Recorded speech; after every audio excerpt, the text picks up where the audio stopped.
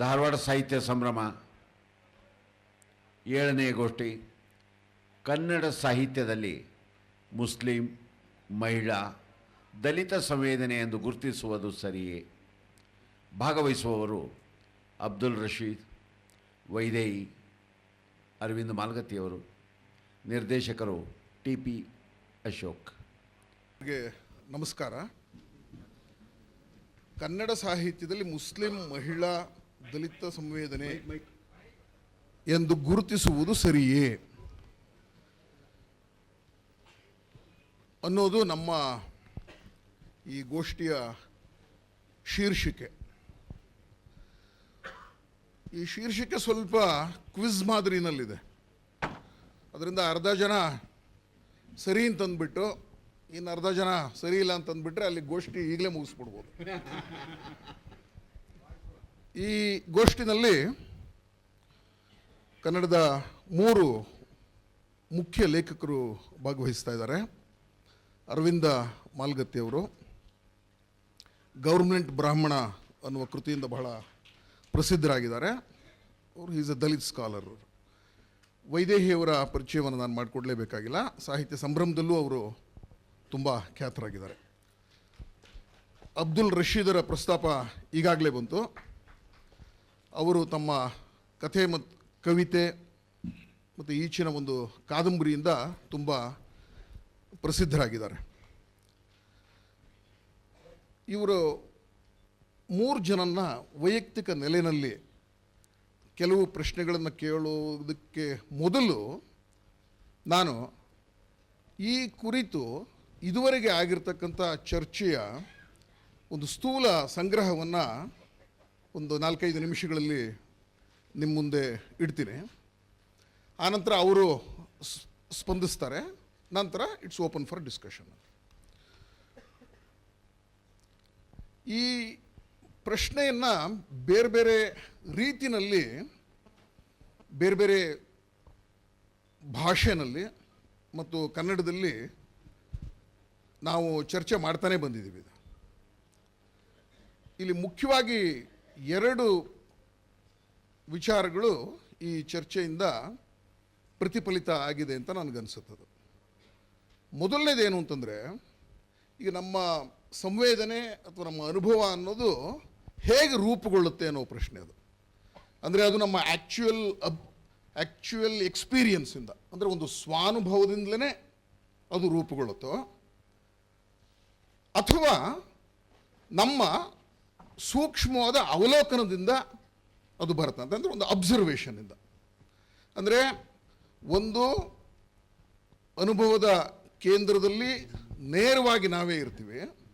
ಇನ್ನೊಂದನ್ನು ನಮ್ಮ ತಿಳುವಳಿಕೆಯಿಂದ, ಚಿಂತನೆಯಿಂದ, ಓದಿನಿಂದ ನಾವು ನಮ್ಮ ಅನುಭವಗಳನ್ನು ರೂಪಿಸ್ಕೊಳ್ತಾ ಇರ್ತೀವಿ. ಈ 2 ರೀತಿಗೂ ಕೂಡ ತುಂಬ ಘನವಾದ ಉದಾಹರಣೆಗಳನ್ನು ನಾವು ಗಮನಿಸಿದ್ದೀವಿ. ಈಗ ಉದಾಹರಣೆಗೆ ಅಂಬೇಡ್ಕರ್ ಅವರು ಪಡೆದುಕೊಂಡ ಅನುಭವದ ಮುಖಾಂತರ ಅವರು ಹೇಗೆ ತಮ್ಮ ಸಂವೇದನೆಗಳನ್ನು, ವಿಚಾರಗಳನ್ನು ರೂಪಿಸ್ಕೊಂಡ್ರು ಅನ್ನೋದು ಒಂದು ನೆಲೆಯ ವಿಚಾರ. ಆದರೆ ಇನ್ನೊಂದು, ಈಗ ರಾಜಕುಮಾರನಾಗಿದ್ದ ಸಿದ್ಧಾರ್ಥ ಒಮ್ಮೆ ಅವನು ವೃದ್ಧ, ರೋಗಿ ಮತ್ತು ಶವವನ್ನು ನೋಡಿ ಒಂದು ಅಂತಃಸ್ಫುರಣೆಯಿಂದ ಅಥವಾ ಒಂದು ದಾರ್ಶನಿಕ ಪ್ರತಿಭೆಯಿಂದ ಅವನು ಸತ್ಯವನ್ನು ಕಟ್ಕೊಂಡಂತಹ ರೀತಿ. ಕುತೂಹಲಕರ ಸಂಗತಿ ಅಂತಂದರೆ, ಅನುಭವಜನ್ಯ ಸತ್ಯದ ಮುಖಾಂತರವೇ ತಮ್ಮ ಸಂವೇದನೆಯನ್ನು ರೂಪಿಸಿಕೊಂಡ ಅಂಬೇಡ್ಕರ್ ಮುಂದೆ ಬುದ್ಧನನ್ನು ತಮ್ಮ ಗುರುವಾಗಿ ತೆಗೆದುಕೊಂಡಿದ್ದ. ಇನ್ನೊಂದು, ಗಾಂಧಿಯವರ ಉದಾಹರಣೆ ಕೂಡ ಬಹಳ ಘನವಾಗಿದೆ. ಇಂಗ್ಲೆಂಡ್ನಲ್ಲಿ ಓದಿ ವಕೀಲರಾಗಿ ಸೂಟು ಬೂಟು ಹಾಕ್ಕೊಂಡು ಟಿಕೆಟ್ ಕೊಟ್ಟು ರೈಲಿನಲ್ಲಿ ಪ್ರಯಾಣ ಮಾಡ್ತಾ ಇದ್ದಂತಹ ಗಾಂಧಿ ಬ್ರಿಟಿಷರಿಂದ ಆ ಬೋಗಿಯಿಂದ ಡರ್ಬನಿನ ರೈಲ್ವೆ ಸ್ಟೇಷನ್ ಮೇಲೆ ಎಸೆಯಲ್ಪಟ್ಟಾಗ ಆ ನೋವಿನಲ್ಲಿ ಗಾಂಧಿಗೆ what it is to be un untouchable in India ಅಂತ ಅನ್ನಿಸ್ಬಿಡ್ತಂತೆ. ಅಂದರೆ ಒಂದು ರೀತಿ ಸ್ವಾನುಭವ ಮತ್ತು ಚಿಂತನೆ ಇವೆರಡೂ ಕೂಡ ಮೇಳೈಸಿದಂಥ ಒಂದು ಉದಾಹರಣೆ ಇದು. ಹಾಗೆಯೇ ಲೇಖಕರ ನಡುವೆ ಈ ಚರ್ಚೆಗಳು ನಡೆಯುವಾಗ ಯಾವುದು ನಮ್ಮ ಗ್ರಹಿಕೆಗೆ, ಅಭಿವ್ಯಕ್ತಿಗೆ, ಸಾಹಿತ್ಯಾನುಭವಕ್ಕೆ ಮೂಲ ಅಂತಂದಾಗ ಎರಡು ರೀತಿಯ ಪ್ರತಿಕ್ರಿಯೆಗಳನ್ನು ನಾನು ಕೇಳಿಸ್ಕೊಂಡಿದ್ದೇನೆ. ಒಂದು, ಯಾವುದೇ ಒಬ್ಬ ಲೇಖಕನಿಗೆ ಒಂದು ಪರಕಾಯ ಪ್ರವೇಶ ಪ್ರತಿಭೆ ಇರಬೇಕು ಅಂತ. ಇಲ್ಲದೆ ಆದರೆ ಅವನು ಲೇಖಕ ಆಗೋದಕ್ಕೆ ಸಾಧ್ಯ ಇಲ್ಲ. ಅವನು ಬರೀ ತನ್ನ ಬಗ್ಗೆ ಮಾತ್ರ ಬರ್ಕೊಂಡಿರ್ಬೇಕಾಗತ್ತೆ. ಅಂದರೆ ತನ್ನ ವರ್ಗ, ವರ್ಣ, ಲಿಂಗದ ಸಂದರ್ಭದಲ್ಲೂ ಕೂಡ ಬೇರೆಯವರ ಅನುಭವಗಳನ್ನು ಅವನು ತನ್ನ ಅನುಭವಗಳನ್ನಾಗಿ ಮಾಡ್ಕೊಳ್ಳೋದಕ್ಕೆ ಸಾಧ್ಯನೇ ಆಗಲ್ಲ ಅಂತ. ಇನ್ನೊಂದು, ಒಬ್ಬ ಲೇಖಕನಿಗೆ ತನ್ನ ಸುಪ್ತ ಪ್ರಜ್ಞೆಯ ಆಳಗಳಿಗೆ ಹೋಗುವ ಒಂದು ಪ್ರತಿಭೆ ಬೇಕು ಅಂತ. ಯಾಕೆಂದರೆ ಒಂದು ನಂಬಿಕೆ ಏನು ಅಂದರೆ, ನಮ್ಮ ಸುಪ್ತ ಪ್ರಜ್ಞೆನಲ್ಲಿ ಈ ಮನುಷ್ಯ ಲೋಕದ ಎಲ್ಲ ಅನುಭವಗಳು ಕೂಡ ಸಂಚಯಿತವಾಗಿರುತ್ತೆ. ಅವುಗಳನ್ನು ಜಾಗೃತಗೊಳಿಸ್ಕೊಳ್ತಕ್ಕಂಥ ಒಂದು ಪ್ರತಿಭೆ ಲೇಖಕನಿಗೆ ಬೇಕು ಅನ್ನೋದು. ಹಾಗಾಗಿ ನಾವು ಯಾವುದೇ ಭಾಷೆಯ ಕ್ಲಾಸಿಕ್ಗಳನ್ನು ತೆಗೆದುಕೊಂಡ್ರೆ, ಈ ಕ್ಲಾಸಿಕ್ಗಳು ಒಂದು ಕಾಲದ, ಒಂದು ಜನ ಸಮೂಹದ ಅನುಭವಗಳಿಗೆಲ್ಲವನ್ನ ಹೇಗೆ ಘನೀಕರಿಸ್ಕೊಂಡಿದೆ ಅಂತ ನೋಡಿದಾಗ ಈ ಚರ್ಚೆಗಳ ಪ್ರತಿಫಲ ನಮಗೆ ಅದರಲ್ಲಿ ಅರ್ಥ ಆಗುತ್ತೆ. ಅಂದರೆ ಒಂದು ಕಾಲಘಟ್ಟದವರೆಗೆ ಈ ಮನುಷ್ಯ ನೆಲೆಯಲ್ಲಿ ಮತ್ತು ಒಂದು ಸಾರ್ವತ್ರಿಕ ನೆಲೆಯಲ್ಲಿ, ಒಂದು ಸಾಧಾರಣೀಕರಣದ ನೆಲೆನಲ್ಲೇ ಸಾಹಿತ್ಯದ ನಿರ್ಮಾಣ ಆಗುತ್ತೆ ಮತ್ತು ಸಾಹಿತ್ಯದ ಓದು ಸಾಧ್ಯ ಆಗುತ್ತೆ ಅಂತ ಸಾಮಾನ್ಯವಾಗಿ ನಾವು ತಿಳ್ಕೊಂಡಿದ್ವಿ. ಆದರೆ ಈಚೆಗೆ 60ರ ದಶಕದಿಂದ ಇದನ್ನು ಚರ್ಚೆ ಮಾಡುವ ಸ್ವರೂಪ ಕೂಡ ಬೇರೆ ಆಗಿದೆ ಅಂತ. ಅದು ಕನ್ನಡದಲ್ಲಿ ಮಾತ್ರ ಅಲ್ಲ, ಅದು ಜಾಗತಿಕ ಸಂದರ್ಭದಲ್ಲೂ ಕೂಡ ಅಂತ. ಅದೇನು ಅಂತಂದರೆ, ವ್ಯಕ್ತಿ ವಿಶಿಷ್ಟ ಅನುಭವ ಅನ್ನೋದು ಒಂದು ಇದೆ ಅನ್ನೋದನ್ನು ನಾವು ಒಪ್ಕೊಳ್ಳೋದಾದರೆ, ಇದನ್ನು ವಿಸ್ತರಿಸಿ ಅನುಭವಗಳು ವರ್ಗ ವಿಶಿಷ್ಟ ಅಲ್ವೇ, ವರ್ಣ ವಿಶಿಷ್ಟ, ಜನಾಂಗ ವಿಶಿಷ್ಟ, ಲಿಂಗ ವಿಶಿಷ್ಟ ಕೂಡ ಆಗಿದೆ ಅನ್ನೋದನ್ನು ನಾವು ಒಪ್ಕೊಳ್ಬೇಕಾಗುತ್ತೆ.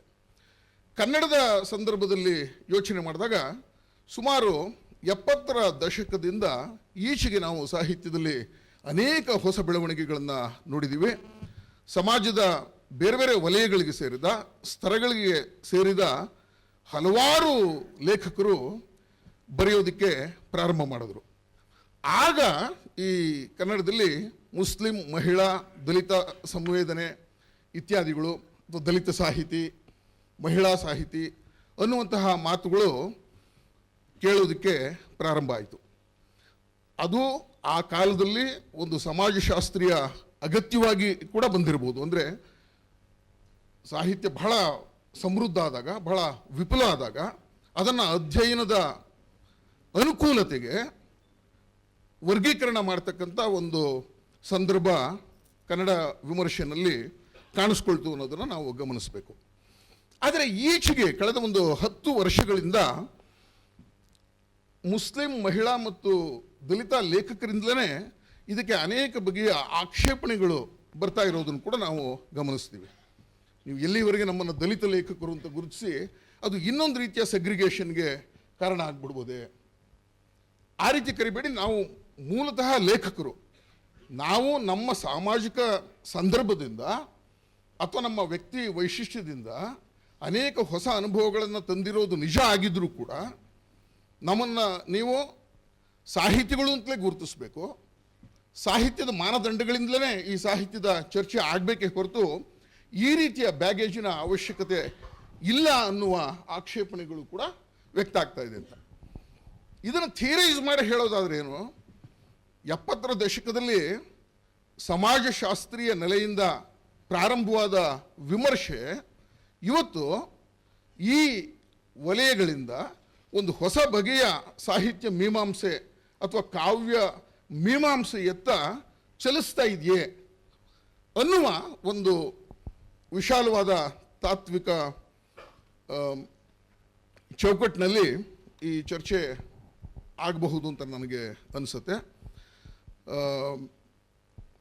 ಮುಂದಿನ ಪ್ರಶ್ನೆಗಳಿಗೆ ಆಮೇಲೆ ಹೋಗೋಣ. ಈಗ ಈ ಹಿನ್ನೆಲೆಯಲ್ಲಿ ನಾನು ಮೊದಲು ಅರವಿಂದ ಮಾಲ್ಗತ್ತಿಯವ್ರನ್ನ ಕೇಳ್ತೀನಿ. ನಿಮಗೆ ಒಬ್ಬ ಲೇಖಕರಾಗಿ ಒಂದು ದಲಿತ ಸಂವೇದನೆ ಇದೆ, ಅದು ದಲಿತರಿಗೆ ವಿಶಿಷ್ಟವಾದ ಒಂದು ಸಂವೇದನೆ, ಅದು ವಿವರಗಳನ್ನು ಕಟ್ಟಿಕೊಡೋದರ ಜೊತೆಗೆ ಈ ಲೋಕವನ್ನೇ ಒಂದು ವಿಶಿಷ್ಟ ದೃಷ್ಟಿಕೋನದಿಂದ ನೋಡಬಲ್ಲದು ಅಂತ ಅನಿಸುತ್ತೆ ಅಂತ. ಖಂಡಿತವಾಗಿಯೂ ಅನಿಸುತ್ತೆ. ದಲಿತ ಅನುಭವಗಳು, ಮಹಿಳಾ ಅನುಭವಗಳು ಮತ್ತು ಇಸ್ಲಾಂ ಅನುಭವಗಳು, ಇವುಗಳನ್ನು ನಾವು ವೈಯಕ್ತಿಕವಾಗಿ ನಾನು ಹೇಗೆ ಗ್ರಹಿಸ್ತೇನೆ ಮತ್ತು ಹೇಗೆ ನೋಡೋದಕ್ಕೆ ಇಷ್ಟಪಡ್ತೇನೆ ಅಂತಂದರೆ, ನಮಗೆ ಕೆಲವು ಅಪಗ್ರಹಿಕೆಗಳಿವೆ, ಅಪಕಲ್ಪನೆಗಳಿವೆ ಮತ್ತು ಪೂರ್ವಾಗ್ರಹಗಳಿವೆ. ಯಾಕೆ ಈ ಪ್ರಶ್ನೆ ಹೇಳ್ತದೆ ಪದೇ ಪದೇಯಾಗಿ? ಲಿಂಗ, ವರ್ಣ, ಧರ್ಮ. ನಮಗೆ ನಮ್ಮ ಸಾಹಿತ್ಯ ಚರಿತ್ರೆಯನ್ನೇ ನೋಡಿದ್ರೆ, ನಮ್ಮ ಸಾಹಿತ್ಯದ ಸಂಶೋಧನೆಯನ್ನು ನೋಡಿದ್ರೆ ಏನನ್ನು ಹೇಳ್ತದೆ ನಮ್ಮ ಸಂಶೋಧನೆ? ಇತಿವೃತ್ತ ನೀವು ಪಂಪನಿಂದ ಹಿಡಿದು ಅಥವಾ ಕವಿರಾಜ ಮಾರ್ಗದಿಂದ ಹಿಡಿದು ನಡುಗನ್ನಡದವರೆಗೂ ಬಂದರೂ ಕೂಡ ಇತಿವೃತ್ತದಲ್ಲಿ ಚರ್ಚೆ ಮಾಡೋದೇನು? ಅವನ ಜಾತಿ ಯಾವುದು, ಅವನ ವರ್ಣ ಯಾವುದು, ಯಾವ ಧರ್ಮದ ಬಗ್ಗೆ ಬರದ, ಮತಾಂತರ ಆಗೋದಕ್ಕಿಂತ ಮುಂಚೆ ಯಾವ ಧರ್ಮದವನಾಗಿದ್ದ, ಯಾವ ಜಾತಿಯವನಾಗಿದ್ದ, ಇದೆಲ್ಲ ಚರ್ಚೆ ಮಾಡ್ತೇವೆ. ಅಷ್ಟೇ ಅಲ್ಲ, ನಮ್ಮ ಸಾಹಿತ್ಯ ಚರಿತ್ರೆ ವೀರಶೈವ ಸಾಹಿತ್ಯ, ಜೈನ ಸಾಹಿತ್ಯ ಅಂತಲೇ ಆರಂಭ ಆಗುತ್ತೆ.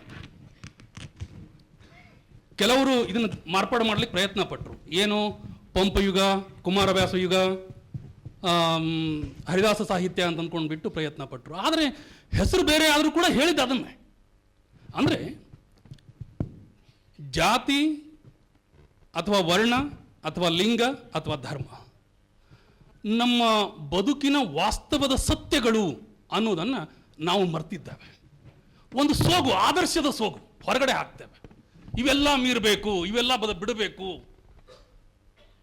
ಯಾವಾಗ 12ನೇ ಶತಮಾನದಲ್ಲಿ ಹೇಳಿದೆ ಅದನ್ನೇ ಶರಣರು ಹೇಳಿದ್ದಿದೆ. ಏನು? ಉಣುವಾಗ ಉಡುವಾಗ ಒಂದೆಂಬರು, ಕೊಡುವಾಗ ಕೊಡುವಾಗ ನೀ ಯಾರೋ ನಾ ಯಾರೋ. ಎಲ್ಲವೂ ನಾವು ತತ್ವ ಹೇಳ್ತೇವೆ, ತತ್ವ ಮಾತನಾಡ್ತೇವೆ. ಆದರೆ ಈ ತತ್ವಗಳು ಏನು ಅಂತಂದರೆ ಮಾತಿಗೋಸ್ಕರ ಮಾತ್ರ ಇರ್ತವೆ ವಿನಃ ಬದುಕಿಗೋಸ್ಕರ ಇರೋದಿಲ್ಲ. ಹೀಗಾಗಿ ಅನುಭವಗಳ ಪ್ರಶ್ನೆ ಬಂದಾಗ ನನಗೇನು ಅನಿಸುತ್ತೆ, ನನ್ನ ಅನುಭವ ಅಥೆಂಟಿಕ್ ಅನ್ನೋದು ಎರಡನೇ ಮಾತಿಲ್ಲ. ನನ್ನ ಅನುಭವ ಎಷ್ಟು ಅಥೆಂಟಿಕ್ಕೋ, ಮಹಿಳೆಯರ ಹಿನ್ನೆಲೆಯಲ್ಲಿ ಮಾತನಾಡುವಾಗ ವೈದೇಹಿಯವರ ಅನುಭವಗಳು ಅಷ್ಟೇ ಅಥೆಂಟಿಕ್ ಮತ್ತು ರಸೀದ್ ಅವರ ಅನುಭವಗಳು ಅಷ್ಟೇ ಅಥೆಂಟಿಕ್. ನಾನು 1991ರ ಅವಧಿಯಲ್ಲಿ ನಂದೊಂದು ಪುಸ್ತಕ ಬಂತು, ದಲಿತ ಸಾಹಿತ್ಯ ಚಳವಳಿಯ ತಾತ್ವಿಕ ಚಿಂತನ ಅಂತ. ಆ ಪುಸ್ತಕ ಬಹಳ ಗಲಾಟೆಗೆ ಕಾರಣ ಆಗಿಬಿಡ್ತು. ಯಾಕೆ ಅಂತಂದರೆ ಆ ಪುಸ್ತಕ ಮೊದಲು ಬಂಡಾಯದ ನನ್ನ ಪ್ರಗತಿಪರ ಸ್ನೇಹಿತರು ದಲಿತ ಸಾಹಿತ್ಯ ಅಂದರೆ ಯಾವುದು ಅಂತ ವ್ಯಾಖ್ಯಾನ ಮಾಡುವಾಗ ದಲಿತರು ಬರೆದದ್ದು ಮಾತ್ರ ದಲಿತ ಸಾಹಿತ್ಯ ಆಗುತ್ತೆ ಅಂತ ವ್ಯಾಖ್ಯಾನ ಮಾಡಿದರು. ಆದರೆ ನಾನೇನು ಹೇಳಿದ್ದೆ, ಈ ವ್ಯಾಖ್ಯಾನ ಸರಿಯಾದ ಕ್ರಮ ಅಲ್ಲ. ದಲಿತರು, ದಲಿತೇತರರು, ದಲಿತ ಪ್ರಜ್ಞೆಯಿಂದ ಬರೆದದ್ದು ದಲಿತ ಸಾಹಿತ್ಯ ಆಗುತ್ತೆ ಅಂತ ವ್ಯಾಖ್ಯಾನ ಮಾಡಿದೆ. ಆವಾಗ ಬಂಡಾಯದ ಅಥವಾ ಪ್ರಗತಿಪರ ಸ್ನೇಹಿತರ ಪ್ರತಿಕ್ರಿಯೆಗಳು ಬಹಳ ತೀಕ್ಷ್ಣವಾಗಿದೆ. ಎಷ್ಟರ ಮಟ್ಟಿಗೆ ತೀಕ್ಷ್ಣವಾಗಿದ್ವು ಅಂತಂದರೆ, ಇಲ್ಲಿ ನಾನು ಮಾತನಾಡ್ತಾ ಇದ್ದೇನೆ ಅಥವಾ ಹೇಳ್ತಾ ಇದ್ದೇನೆ ಅಂತಂದರೆ ಯಾರನ್ನಾದರೂ ಓಲೈಸೋದಕ್ಕೆ ಅಥವಾ ಯಾರನ್ನಾದರೂ ಟೀಕೆ ಮಾಡೋದಕ್ಕೋಸ್ಕರವಾಗಿ ನಾನು ಇಲ್ಲಿಯ ಪ್ರಸಂಗಗಳನ್ನು ಅಥವಾ ವಿಚಾರಗಳನ್ನು ಹೇಳ್ತಾ ಇಲ್ಲ ಅನ್ನೋದನ್ನು ಸ್ಪಷ್ಟಪಡಿಸ್ತಾ, ವಸ್ತುನಿಷ್ಠವಾಗಿ ನಾನು ಏನನ್ನ ಹೇಳೋದಕ್ಕೆ ಬಯಸ್ತೆ ಮತ್ತು ಚಳುವಳಿಯಲ್ಲಿ ಅವು ಮತ್ತೆ ಪುನಃ ಹೇಗೆ ಪ್ರತಿಷ್ಠಾಪನೆಗೊಂಡು ಅನ್ನುವಂಥದ್ದನ್ನು ನನಗೆ ಹೇಳೋದು ಮುಖ್ಯ ಆಗಿದೆ. ಆ ಪುಸ್ತಕ ಬಂದ ನಂತರ ಪ್ರಕರಣ ಎಲ್ಲಿವರೆಗೆ ಹೊರಟು ಹೋಗ್ಬಿಡ್ತು ಅಂತಂದರೆ, ಶಿವಮೊಗ್ಗದ ಒಂದು ವೇದಿಕೆಯ ಮೇಲೆ, ಬಂಡಾಯ 10 ವರ್ಷ ಅನ್ನುವಂಥ ಒಂದು ವೇದಿಕೆಯ ಮೇಲೆ ಮಾಲ್ಗತ್ತಿಯವರೇ ಸಂಘಟನೆಯನ್ನು ನೀವಾಗಿಯೇ ಬಿಟ್ಟು ಹೋದರೆ ಸರಿ, ಇಲ್ಲ ಅಂದರೆ ನಾವು ನಿಮ್ಮನ್ನು ಉಚ್ಚಾಟನೆ ಮಾಡಬೇಕಾಗತ್ತೆ ಅಂತಂದರು. ನಾನು ಹೇಳಿದೆ, ಉಚ್ಚಾಟನೆ ಮಾಡ್ತೀರಿ ಅಂತನೋ ಹಾಗಿದ್ರೆ ಮಾಡಿ. ಯಾಕೆ ಅಂದರೆ ಬಂಡಾಯ ಅಂತನ್ನೋದು ದಲಿತರ ಬೆನ್ನೆಲುಬು ಅಂತ ಅಂದ್ಕೊಂಡ್ಬಿಟ್ಟು ವ್ಯಾಖ್ಯಾನ ಮಾಡ್ತಾ ಬಂದದ್ದಿದೆ. ಆದರೆ ಈಗ ಮಾಲ್ಗತ್ತಿಯನ್ನು ನೀವು ಉಚ್ಚಾಟನೆ ಮಾಡ್ತೀರಿ ಅಂತನ್ನೋ ಹಾಗಿದ್ರೆ ದಲಿತರ ಬೆನ್ನೆಲುಬನ್ನೇ ಬಂಡಾಯದವರು ಮುರಿದ ಹಾಗೆ ಆಗತ್ತೆ ಅಂತ ನಾನು ಹೇಳಿದ್ದೆ. ಆದರೆ ನನ್ನ ವಿಚಾರ ಇಷ್ಟೇ ಇತ್ತು, ನನ್ನ ಪ್ರಚಾರಕ್ಕೋಸ್ಕರವಾಗಿ ನಾನು ಇದೆಲ್ಲ ಹೇಳಿಲ್ಲ ಅಥವಾ ಪುಸ್ತಕವನ್ನು ಬರೆದಿಲ್ಲ. ಚಳುವಳಿ ಇನ್ನೂ 10-20 ವರ್ಷ ಮುಂದುವರಿಬೇಕು ಅನ್ನುವ ಆಶಯ ನಂದಾಗಿದೆ ಅಂತ ಹೇಳಿದ್ದೆ. ಇಷ್ಟು ಕಠೋರವಾದಂಥ ನಿಲುವಿಗೆ ಬರೋದಕ್ಕೆ ಮುಖ್ಯ ಕಾರಣ ಇದ್ದಿದ್ದು, ದಲಿತೇತರರು ದಲಿತರ ಬಗ್ಗೆ ಬರೆಯಬಹುದು ಅಂತ ಹೇಳಿದ್ದು. ಆದರೆ ನನಗೆ ಹೇಗೆ ಇತ್ತು ಅಂತಂದರೆ, ನೀವು ಹೇಳಿದ್ರಿ ಆರಂಭದಲ್ಲೇ ಏನು ಅಂತಂದರೆ ಪರಕಾಯ ಪ್ರವೇಶ ಮುಖ್ಯ ಅನ್ನುವಂಥ ಮಾತನ್ನು ಹೇಳಿದ್ರಿ. ಪರಕಾಯ ಪ್ರವೇಶ ಮುಖ್ಯ ಅನ್ನೋದರಲ್ಲಿ ಎರಡನೇ ಮಾತಿಲ್ಲ. ನನಗೆ ಚೋಮನದುಡಿ ಬಹಳ ಅದ್ಭುತವಾದಂಥ ಒಂದು ದಲಿತ ಸಮಸ್ಯೆಗಳನ್ನು ಮುಂದಿಡುವ ವಾಸ್ತವತಾವಾದಿ ಕಾದಂಬರಿ ಅದು ನನಗೆ. ಹೀಗಾಗಿ ನಾನು ಅದನ್ನು ಮುಕ್ತ ಮನಸ್ಸಿನಿಂದ ಅದನ್ನು ನಾನು ಸ್ವೀಕರಿಸ್ತೇನೆ. ಆದರೆ ಅದನ್ನು ಸ್ವೀಕರಿಸಿದ ಹಾಗೆ ಸ್ವೀಕರಿಸು ಅಂದರೆ ಸಾಧ್ಯ ಇಲ್ಲ, ಭಾರತೀಪುರ ಸ್ವೀಕರಿಸು ಅಂದರೆ ಸಾಧ್ಯ ಆಗೋದಿಲ್ಲ ನನ್ನ ಕಡೆಯಿಂದ. ಆದರೆ ಈ ಪರಕಾವ್ಯದ ಪ್ರವೇಶದ ಜೊತೆಗೆ ನನಗೆ ಸ್ಪಷ್ಟ ಕಲ್ಪನೆ ಇದೆ. ದಲಿತರೆಲ್ಲ ಬರೆದದ್ದು ಹೊನ್ನಲ್ಲ, ದಲಿತೇತರರು ಬರೆದದ್ದು ತಗಡಲ್ಲ.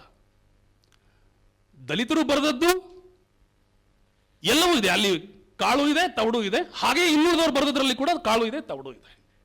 ಆಮೇಲೆ ಬರ್ತೀನಿ. ನಾನು ಇದೇ ಪ್ರಶ್ನೆನ ಅಬ್ದುಲ್ ರಶೀದ್ ಅವರಿಗೆ ವಿಸ್ತರಿಸೋದಕ್ಕೆ ಇಷ್ಟಪಡ್ತೇನೆ.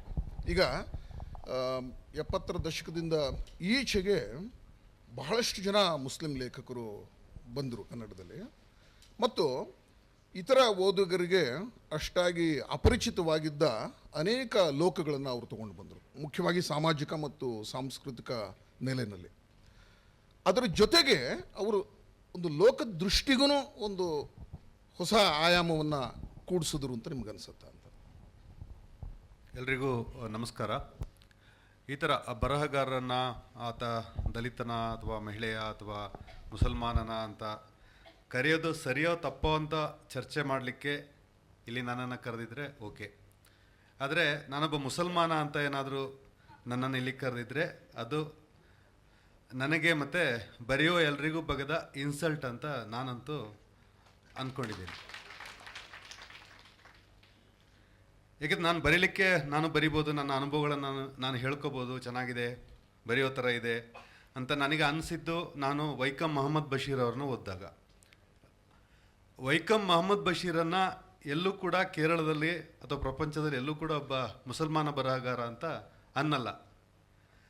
ಒಬ್ಬ ಬರಹಗಾರ ಇನ್ನೂ ಇದಕ್ಕೆ ಹೋದರೆ ಒಬ್ಬ ಮಲಯಾಳಿ ರೈಟರ್ ಅಂತ ಹೇಳ್ತಾನೆ ಹೊರತು ಅಥವಾ ಒಬ್ಬ ಮುಸಲ್ಮಾನ ರೈಟರ್ ಅಂತ ಹೇಳಲ್ಲ.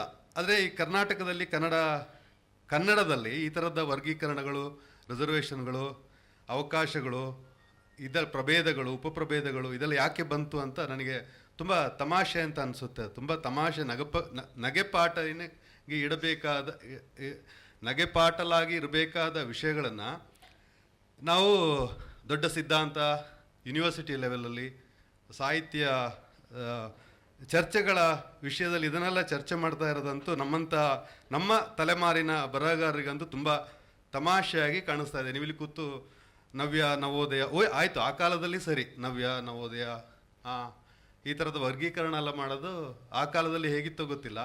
ಆದರೆ ಲೋಕ ಈಗ ಎಷ್ಟೊಂದು ವಿಸ್ತಾರ ಆಗಿದೆ ಅಂತಂದರೆ ಅದು ಎಷ್ಟೊಂದು ವಿಸ್ತಾರ ಅನ್ನೋದು ಬಹುಶಃ ನಮಗೆಲ್ಲ ಗೊತ್ತಿದೆ.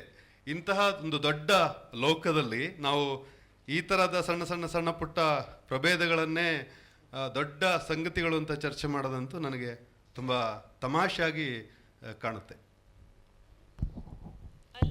ಅಲ್ಲ, ಬಂದೆ ಒಂದು ನಿಮಿಷ ಕೇಳ್ತೀನಿ. ಅಂದರೆ ಈಗ ಅರವಿಂದ್ ಮಾತಾಡಿದ್ದು ಮತ್ತು ರಶೀದ್ ಅವರು ಮಾತಾಡಿದ್ರಲ್ಲಿ ಅಂದರೆ ಈ ರೀತಿ ಕರೆಯೋದು ಅಷ್ಟೇನು ಸರಿ ಅಲ್ಲ ಅಂತ ನಿಮ್ಮ ಅಭಿಪ್ರಾಯ ಅಲ್ವಾ? ಅಂದರೆ ಈಗ ಕಡಾಖಂಡಿತವಾದ ಅಭಿಪ್ರಾಯ ನಂದಂತೂ. ಓಕೆ ಓಕೆ ಓಕೆ ಅಲ್ಲ, ಒಂದು ನಿಮಿಷ, ನಾವು ಬರ್ತೀನಿ ವೈದೇಹಿಗೆ. ಇದಕ್ಕೆ ಒಂಚೂರು ಚುಟುಕಾಗಿ ಹೇಳಿ. ಇಲ್ಲ, ನನಗನ್ಸೋದು ಅನುಭವದ ದೃಷ್ಟಿಯಿಂದ ಸರಿ, ಆದರೆ ತೀರಾ ಸಂಕುಚಿತವಾದ ವರ್ಗೀಕರಣ ಸರಿಯಲ್ಲ. ಸರಿ, ಯಾಕೆಂದರೆ ಈ ಚರ್ಚೆ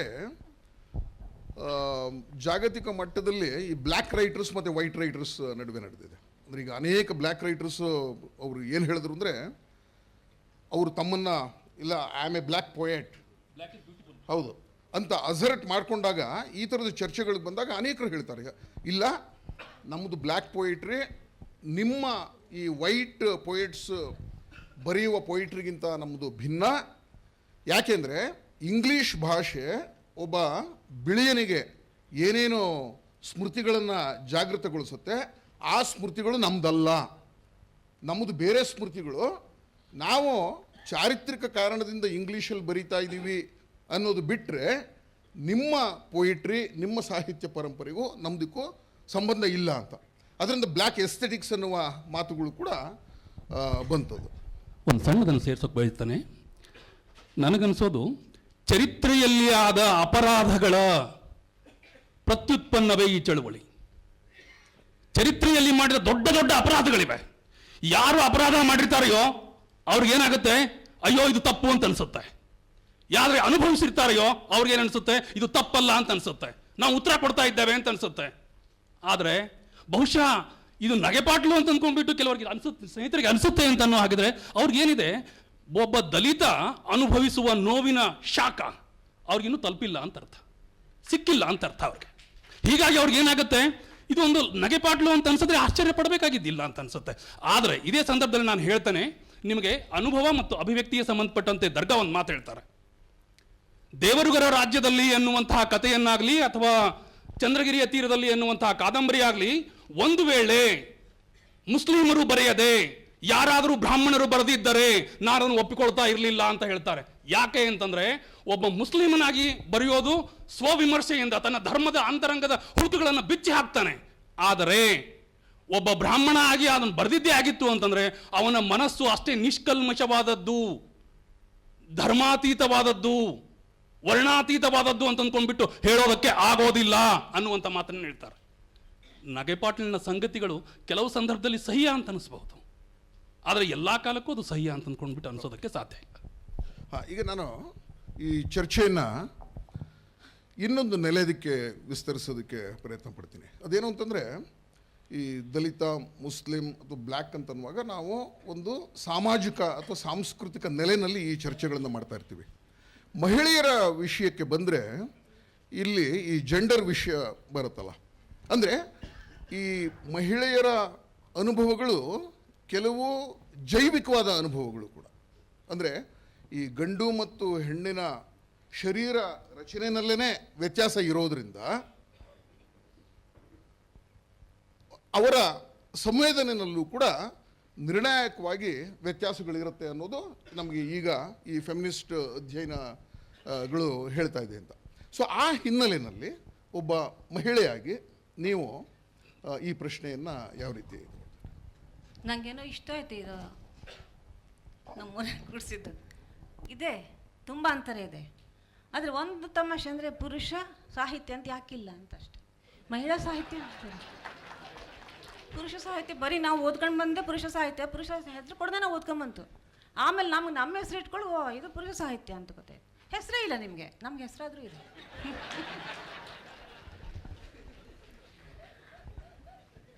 ಆದರೆ ಮತ್ತೆ ಒಂದಂದರೆ, ನೀವು ಪುರುಷರು ಇದ್ರಲ್ಲ ಉದ್ದಕ್ಕೂ ಬರ್ಕೊಂಬಂದ್ರಲ್ಲ ಮಾಡಿದ ಕೆಲಸ ಅಂತ ಹೇಳಿದರೆ, ನೀವು ಹೆಣ್ಣು ಮಕ್ಕಳನ್ನ ಹೇಗೆ ಅಂದರೆ, ನಾನು ಮೊನ್ನೆಯೊಬ್ರು ಯಾರೋ ಹೇಳಿದಾಗ ನಂಗೆ ಫ್ಲ್ಯಾಶ್ ಆಗಿದ್ದು ಹೌದಲ್ವಾ ಅಂತ. ನೋಡಿ ಮರರೆ, ಈ ಗಂಡಸರು ಎಲ್ಲ ನಮ್ಮನ್ನು ನೋಡಿದ್ದು, ಅವಳ ತುಟಿ, ಅವಳ ಕಣ್ಣು, ಅವಳ ಹೊಟ್ಟೆ, ಅವಳ ನಾಭಿ, ಅವಳು ಇದು ನಾಭಿಗೆ ಏನು ಉಂಟಂತ ನಂಗೆ ಗೊತ್ತಿಲ್ಲ, ನಂಗೆ ನೋಡ್ಕೊಂಡಿಲ್ಲ, ನಮ್ಗೆ ನೋಡ್ಕೊಂಡೇ ಗೊತ್ತಲ್ಲ ಕನ್ನಡಿ ಹಾಗೆ ಅಂತ. ನಾವು ಹೆಂಗಸರು ತಲೆನೇ ನೋಡ್ತು, ಇಂಟೆಲೆಕ್ಚುವಲ್ ನೋಡ್ತು ಅಂತ. ಅವ ವೀರ, ಅವನು ಶೂರ, ಅವನು ಅಂಥವ, ಅವ ಇಂಥವ, ಓದಿದ ಬರುವ ಅದನ್ನು ನೋಡ್ತು. ನೀವು ಪೂರ ದೇಹನ ನೋಡಿದ್ರಿ, ಉದ್ದಕ್ಕೂ ದೇಹ ನೋಡ್ಕೊಂಬ.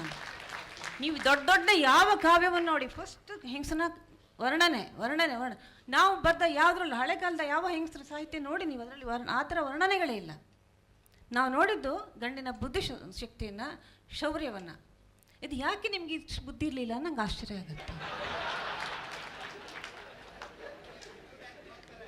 ಆಮೇಲೆ ನಮ್ಗೆ ವಾಯ್ಸ್ ಇದೆ. ನಂಗೆ ಅಶೋಕ್ ವಾಯ್ಸ್ ನಂದಲ್ಲ, ನಂದು ತೆಳ್ಳಗಿನ ವಾಯ್ಸು. ಹೊರ ವಾಯ್ಸು, ಬಾಹ್ಯ ವಾಯ್ಸು ಹೇಗೆ ಬೇರೆ, ಒಳಗಿನ ವಾಯ್ಸು ಬೇರೆ. ನಾವು ಕಾಣೋ ದೃಷ್ಟಿನೇ ಬೇರೆ. ಸಣ್ಣದು ಹೇಳಲ್ಲ ಒಂಚೂರು. ರಾಮಾಯಣ ನಮ್ಗೆ ಸಣ್ಣದ್ರಲ್ಲಿ, ನಂಗೆ ಈಗ ನಿಧಾನ ಯೋಚನೆ ಮಾಡೋದು ಗೊತ್ತಾಗುತ್ತೆ. ರಾಮಾಯಣ ನಮ್ಗೆ ಸಣ್ಣದ್ರಲ್ಲಿ ಒಬ್ರು ಹೇಳ್ತಾ ಇದ್ರು, ಒಬ್ಬ ಅಜಯ ಕೂತ್ಕೊಂಡು ಹೇಳ್ತಾ ಇದ್ರು, ಹಿಂಗಾಯ್ತು ಮಗ, ಏನಾಯ್ತಂದರೆ ಕಡೆಗೆ ಪಟ್ಟಾಭಿಷೇಕ ಆಯಿತು, ಆಗತ್ತೆ ಅಂತ ಸುದ್ದಿ ಆಯಿತು. ರಾಮ ಎಲ್ಲರಿಗೂ ಹೇಳ್ಕೊಂತ ಬಂದ, ನಂಗೆ ಪಟ್ಟಾಭಿಷೇಕ, ನಂಗೆ ಇವರದ್ದೇ ಕತೆ, ಪಟ್ಟಾಭಿಷೇಕ ಅಂತ ಹೇಳ್ಕೊಂತ ಬಂದ. ಕಡೆಗೆ ಬಂದು ದಶರಥನ ಹತ್ರ ಹೇಳಿದ, ಅಪ್ಪಯ್ಯ ನಂಗೆ ಪಟ್ಟಾಭಿಷೇಕ ಅನ್ನ.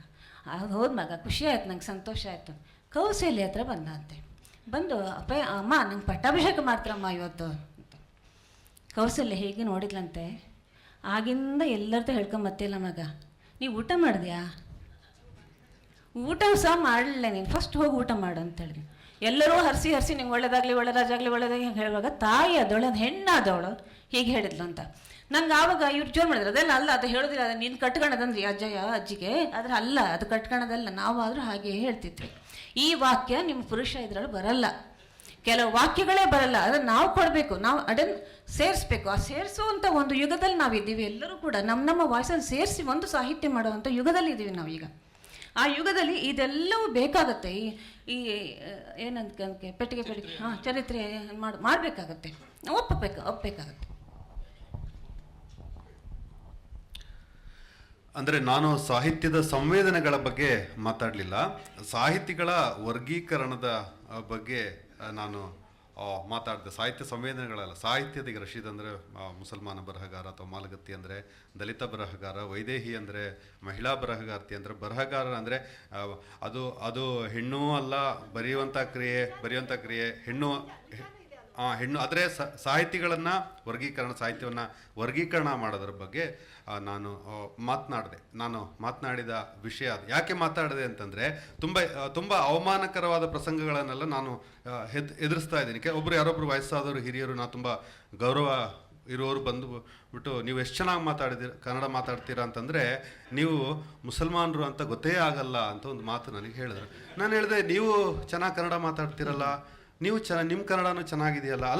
ಅಲ್ಲ ನಾವು ಅಲ್ಲ ಪರವಾಗಿಲ್ಲ, ಆದರೆ ನೀವು ಮಾತಾಡೋದು ಎಷ್ಟು ಚೆನ್ನಾಗಿದೆ ಕನ್ನಡ, ಸಹಜವಾಗಿ ಮಾತಾಡ್ತಾರೆ. ನಾಳೆ ಇಲ್ಲ, ನೀವು ಕೂಡ ಸಂಕೇತಿ ಬ್ರಾಹ್ಮಣರು, ನಿಮ್ಮ ಮಾತೃಭಾಷೆ ಕೂಡ ಕನ್ನಡ ಏನಲ್ಲ, ನೀವು ಸಂಕೇತಿ ಭಾಷೆ ಮಾತಾಡ್ತೀರಾ, ಆದರೂ ನೀವು ಕನ್ನಡ ಚೆನ್ನಾಗಿ ಮಾತಾಡ್ತೀರಾ, ನೀವು ಕನ್ನಡಿಗರಲ್ಲ ಅಂತ ನಮಗೆ ಪ್ರಶ್ನೆ ಬರಲ್ಲ. ನಾನು ಕನ್ನಡ ಮಾತಾಡುವಾಗ ಮಾತ್ರ ಯಾಕೆ ನಿಮಗೆ ಆ ಪ್ರಶ್ನೆ ಬರುತ್ತೆ ಅಂತ ನಾನು ಒಂದು ಮಾತನ್ನು ಕೇಳಿದೆ. ಆಮೇಲೆ ಇದನ್ನೆಷ್ಟು ಈ ದೇವರು ಧರ್ಮ ನಾನು ದಲಿತ ಸಂವೇದನೆ, ಮಹಿಳಾ ಸಂವೇದನೆ ಅನ್ನೋದಕ್ಕಿಂತ ಈ ಜಾತಿಯ ಧರ್ಮದ ಹೆಸರಿನಲ್ಲಿ ಸಂವೇದನೆಗಳನ್ನು ಅದ್ರ ಬಗ್ಗೆ ಮಾತಾಡ್ತಾ ಇದ್ದೀನಿ. ಎಷ್ಟು ತಮಾಷೆ ಅಂತಂದರೆ, ನನಗನ್ಸೋದು ಇತ್ತೀಚಿನ ವಿದ್ಯಮಾನಗಳನ್ನು ನೋಡಿದಾಗ ದೇವರು, ಧರ್ಮ, ಜಾತಿ ಇತ್ಯಾದಿಗಳೆಲ್ಲ ಮನುಷ್ಯ ಕಂಡುಹಿಡಿದ ತುಂಬ ಕ್ಷುಲ್ಲಕವಾದ, ತುಂಬ ಡೇಂಜರಸ್ ಆದ, ಅಟಾಮಿಕ್ ಅಣುಬಾಂಬಿಗಿಂತಲೂ ಕೆಟ್ಟದಾದ ಕೆಲವು ಇನ್ವೆನ್ಷನ್ಗಳು.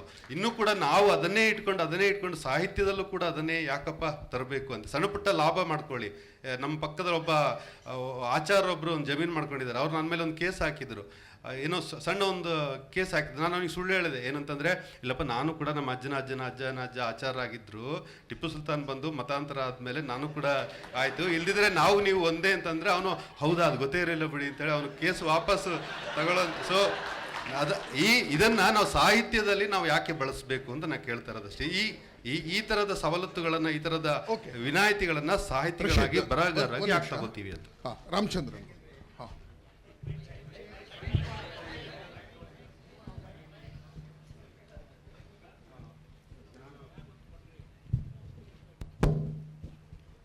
ಮಧ್ಯಪ್ರವೇಶ ಮಾಡಿದ್ದು ಯಾತಕ್ಕೆ ಅಂದರೆ, ಪ್ರಾಯ ಚರ್ಚೆ ಸ್ವಲ್ಪ ದಾರಿ ತಪ್ತಾ ಇದೆಯೋ ಅಂತ ನನಗನ್ನಿಸ್ತು. ನನಗನ್ಸಿದ್ದು ತಪ್ಪಿರಬಹುದು, ಆದ್ದರಿಂದ ನನಗನ್ಸಿದ್ದನ್ನು ಹೇಳೋದಕ್ಕೆ ನಿಂತಿದ್ದೇನೆ ಅಷ್ಟೇ. ಮೊದಲನೇದಾಗಿ, ಯಾವುದಾದರೂ ಒಂದು ಬಗೆಯ ವರ್ಗೀಕರಣ ಇಲ್ಲಿದೆ, ನಾವು ಈ ಜಗತ್ತನ್ನು ಗ್ರಹಿಸಲಿಕ್ಕಾಗೋದಿಲ್ಲ, ಸಾಹಿತ್ಯವನ್ನು ಗ್ರಹಿಸಲಿಕ್ಕಾಗೋದಿಲ್ಲ, ಸಾಹಿತ್ಯವನ್ನು ಚರ್ಚೆ ಮಾಡಲಿಕ್ಕಾಗೋದಿಲ್ಲ. ಆದ್ದರಿಂದ ಈಗ ಹಕ್ಕಿಗಳಲ್ಲಿ 10,000 ಬಗೆಗಳಿವೆ ಅಂತ ಪ್ರತಿಯೊಂದಕ್ಕೂ ಒಂದು ಹಣಪಟ್ಟಿ ಕಟ್ಟಿ ಇದು ಈ ಜಾತಿಗೆ ಸೇರಿದ್ದು, ಈ ಜಾತಿಗೆ ಸೇರಿದ್ದು ಅಂದರೆ ಅದು ರಿಸರ್ವೇಷನ್ ಅಲ್ಲ. ವರ್ಗೀಕರಣ ರಿಸರ್ವೇಷನ್ ಅಲ್ಲ, ಮತ್ತು ಅದು ನಾಚಿಕೆಗೇಡಿನ ಸಂಗತಿಯೂ ಆಗಬೇಕಾದ್ದಿಲ್ಲ ವರ್ಗೀಕರಣ. ಯಾಕೆಂದರೆ ವರ್ಗೀಕರಣವಿಲ್ಲದೆ ನಾನು ಯಾವುದೇ ಕೆಲಸವನ್ನು ಒಂದು ಕ್ಷಣವೂ ಈ ಪ್ರಪಂಚದಲ್ಲಿ ಮಾಡಲಿಕ್ಕೆ ಆಗೋದಿಲ್ಲ. ಪ್ರತಿಯೊಂದು ವರ್ಗೀಕರಣ ಆಗಿಯೇ ಇರುತ್ತೆ.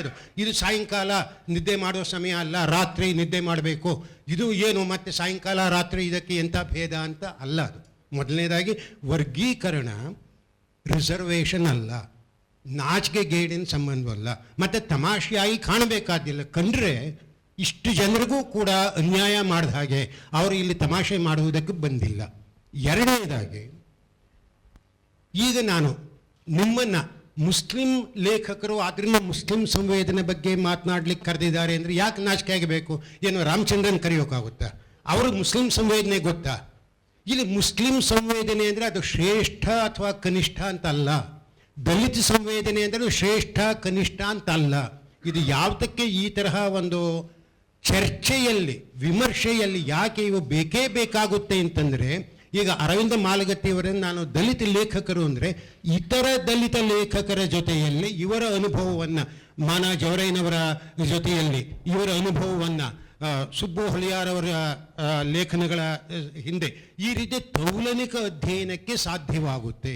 ಇಲ್ಲದೆ ಹೋದರೆ ನಾನು ಅರವಿಂದ ಮಾಲಗತ್ತಿಯವರನ್ನು ಕೂಡ ಶಿವರಾಮ್ ಕಾರಂತರನ್ನು ಕಂಪೇರ್ ಮಾಡಿದರೆ ನನ್ನ ಮೂರ್ಖ ಅಂತಾರೆ.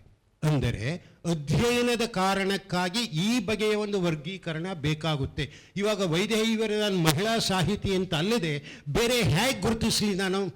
ಅವರು ಮಹಿಳಾ ಸಾಹಿತಿ ಆಗಿದ್ದರಿಂದಲೇ ಇತರರು ಯಾರಿಗೂ ಕಾಣದಂತಹ ದೊರಕದಂತಹ ಒಂದು ಭಾವಲೋಕ ಅವ್ರಿಗೆ ಸಿಕ್ಕಿದೆ. ಆದ್ದರಿಂದ ಇವರು ಪ್ರಸಿದ್ಧ ಮಹಿಳಾ ಲೇಖಕಿ ಅಂದರೆ ಇದು ಅವಮಾನ ಸಂಗತಿಯಲ್ಲ, ಕೇವಲ ಗುರುತಿಸ್ತಾ ಇರುವ ಸಂಗತಿ. ಈ ಗುರುತಿಸುವಿಕೆ ಶ್ರೇಷ್ಠ ಕನಿಷ್ಠ ಹೈರಾರ್ಕಿಕಲ್ ಅಂತ ಅಲ್ಲ, ಮತ್ತು ಇದು ತಮಾಷೆಯ ಮಾತು ಖಂಡಿತ ಅಲ್ಲ.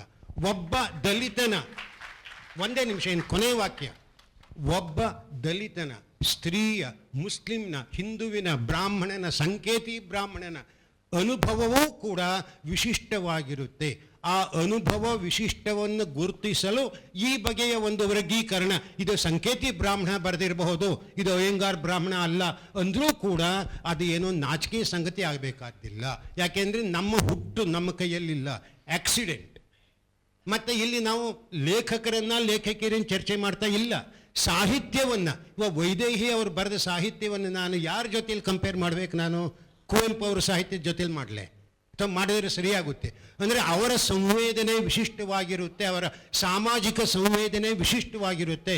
ವೈದೇಹಿ ಲೋಕವನ್ನು ಗ್ರಹಿಸುವ ರೀತಿಯೇ ಬೇರೆ, ಅನುಭವಿಸುವುದೇ ಬೇರೆ, ಅವರ ಕಷ್ಟ ಸುಖಗಳೇ ಬೇರೆ, ನಂದೇ ಬೇರೆ. ದಯವಿಟ್ಟು ಈ ಚರ್ಚೆಯಲ್ಲಿ ಇದು ನಗೆಗೇಡಿನ ಸಂಗತಿ ಅಥವಾ ತಮಾಷೆಯ ಸಂಗತಿ ಅಥವಾ ಇದು ಅವಮಾನದ ಸಂಗತಿ, ರಿಸರ್ವೇಷನ್ ಅನ್ನುವ ಮಾತುಗಳು ಬರದಿದ್ದರೆ ಪ್ರಾಯ ಸರಿಯೋ ಅಂತ ನನಗನ್ಸುತ್ತೆ. ಇಲ್ಲ, ಅದಕ್ಕೆ ಒಂದು ಮಾಡಿ ಆಮೇಲೆ ಮುಂದಿನ ಘಟ್ಟಕ್ಕೆ ಹೋಗೋಣ. ಒಂದೇನು ಅಂತಂದರೆ, ಪ್ರೊಫೆಸರ್ ಹೇಳಿರುವಂಥದ್ದನ್ನು ನಾನು ಸಂಪೂರ್ಣವಾಗಿ ಸಮರ್ಥಿಸ್ತೇನೆ. ಆಮೇಲೆ ಕನ್ನಡ ಸಾಹಿತಿ ಅಂತ ನನ್ನನ್ನು ಕರೀರಿ ಅಂತ ಹೇಳೋದೇ ಅತ್ಯಂತ ಅಪ್ರಬುದ್ಧವಾದಂತಹ ಆಲೋಚನಾ ಕ್ರಮ. ಯಾಕೆ? 2500 ವರ್ಷಗಳ ಇತಿಹಾಸ ಕನ್ನಡ ಸಾಹಿತ್ಯಕ್ಕಿದೆ. ಕುವೆಂಪು 2500 ವರ್ಷಗಳ ಇತಿಹಾಸದ ಕನ್ನಡ ಸಾಹಿತ್ಯದ ಸಾಹಿತಿ ಅಂತ ಅಂದ್ಕೊಂಡ್ಬಿಟ್ಟು ಯಾರೂ ಹೇಳಲ್ಲ. ನವೋದಯ ಸಾಹಿತ್ಯದ ಕಾಲದ ಸಂದರ್ಭದಲ್ಲಿ ಅವರು ಬಂದಿರೋದ್ರಿಂದಾಗಿ ಬರೆದಿರೋದ್ರಿಂದಾಗಿ ಅವರಿಗೆ ನಾವು ನವೋದಯದ ಸಾಹಿತಿ ಅಂತ ಕರೀತೇವೆ. ಅಡಿಗರನ್ನ ನವ್ಯ ಸಾಹಿತಿ ಅಂತ ಕರೀತೇವೆ. ಅವರನ್ನ ಸಂಪೂರ್ಣವಾಗಿ ಅಯ್ಯೋ ಅವ್ರು ಹಳೆಗನ್ನಡದ ಸಾಹಿತಿ ಅಂತ ಹೇಳಲ್ಲ. ಪಂಪನನ್ನ ಕರ್ಕೊಂಡು ಬಂದ್ಬಿಟ್ಟು ನಾವು ಹೊಸಗನ್ನಡ ಸಾಹಿತಿ ಅಂತ ಹೇಳಲ್ಲ. ಯಾಕೆ ಅಂದರೆ ವರ್ಗೀಕರಣದ ನಡುವೆ ಅವರನ್ನು ಇಟ್ಬಿಟ್ಟು ನಾವು ನೋಡ್ತಾ ಇದ್ದೇವೆ. ಹೀಗಾಗಿ ಕನ್ನಡ ಸಾಹಿತಿ ಅಂತ ಅಂದ್ಕೊಂಡ್ಬಿಟ್ಟು ನಮ್ಮನ್ನು ಕರೀರಿ ಅಂತ ಹೇಳ್ತಾ ಇದ್ದಾರೆ ಅಂತಂದ್ರೆ ನಾನು ಅಂದ್ಕೊಳ್ತೀನಿ ಅದು ಅಪಕಲ್ಪನೆ. ಆರಂಭದಲ್ಲೇ ಹೇಳಿದೆ ನಾನು, ಅಪಗ್ರಹಿಕೆ ಮತ್ತು ಅಪಕಲ್ಪನೆಗಳಿಂದ ಬಂದಂತಹದ್ದು ಅಂತ. ಸಿದ್ಧಲಿಂಗಯ್ಯನವರು ಕೂಡ ಹೇಳಿದ್ದಿದೆ, ನನ್ನನ್ನು ಕನ್ನಡ ಸಾಹಿತಿ ಅಂತ ಕರೀರಿ. ದೇವನೂರು ಹಾಗೆ ಹೇಳಿದ್ದಿದೆ. ಆದರೆ ಇವ್ರು ಯಾಕೆ ಹೀಗೆ ಹೇಳ್ತಾರೆ? ಇಸ್ಲಾಂ ಲೇಖಕರು ಹೇಳಿದ್ದಾರೆ, ಮಹಿಳೆಯರು ಕೆಲವರು ಹೇಳಿದ್ದಾರೆ. ಯಾಕೆ ಹೀಗೆ ಹೇಳಿದ್ರು ಅಂತಂದ್ರೆ, ಆರಂಭದ ಸಂದರ್ಭ ಏನಿತ್ತು ಅಂತಂದ್ರೆ, ದಲಿತರು ಅಂದ್ರೆ, ನಾನು ಅದನ್ನು ಹೇಳಿದೆ, ದಲಿತರು ಅಂದ್ರೆ ದಲಿತರು ಮಾತ್ರ ಬರೆದದ್ದು ದಲಿತ ಸಾಹಿತ್ಯ ಆಗತ್ತೆ. ಯಾರೇ ಬರೆದ್ರು ದಲಿತ ಸಾಹಿತ್ಯ ಆಗತ್ತೆ ಸ್ವಾಮಿ. ನನಗೆ ಯಾಕೆ ಹಾಗೆ ಅನಿಸ್ತು ಅಂತಂದ್ರೆ, ಊರ ಹೊರಗಡೆ ಹೊಲಗೇರಿ ಮಾಡಿದ್ದಿದೆ, ಮಾದಿಗರ ಕೇರಿ ಮಾಡಿದ್ದಿದೆ. ಹಾಗೆಯೇ ಸಾಹಿತ್ಯದಲ್ಲಿಯೂ ಕೂಡ ಹೊಲಗೇರಿ ಮಾದಿಗರ ಕೇರಿಯನ್ನು ಸೃಷ್ಟಿ ಮಾಡಬೇಡಿ.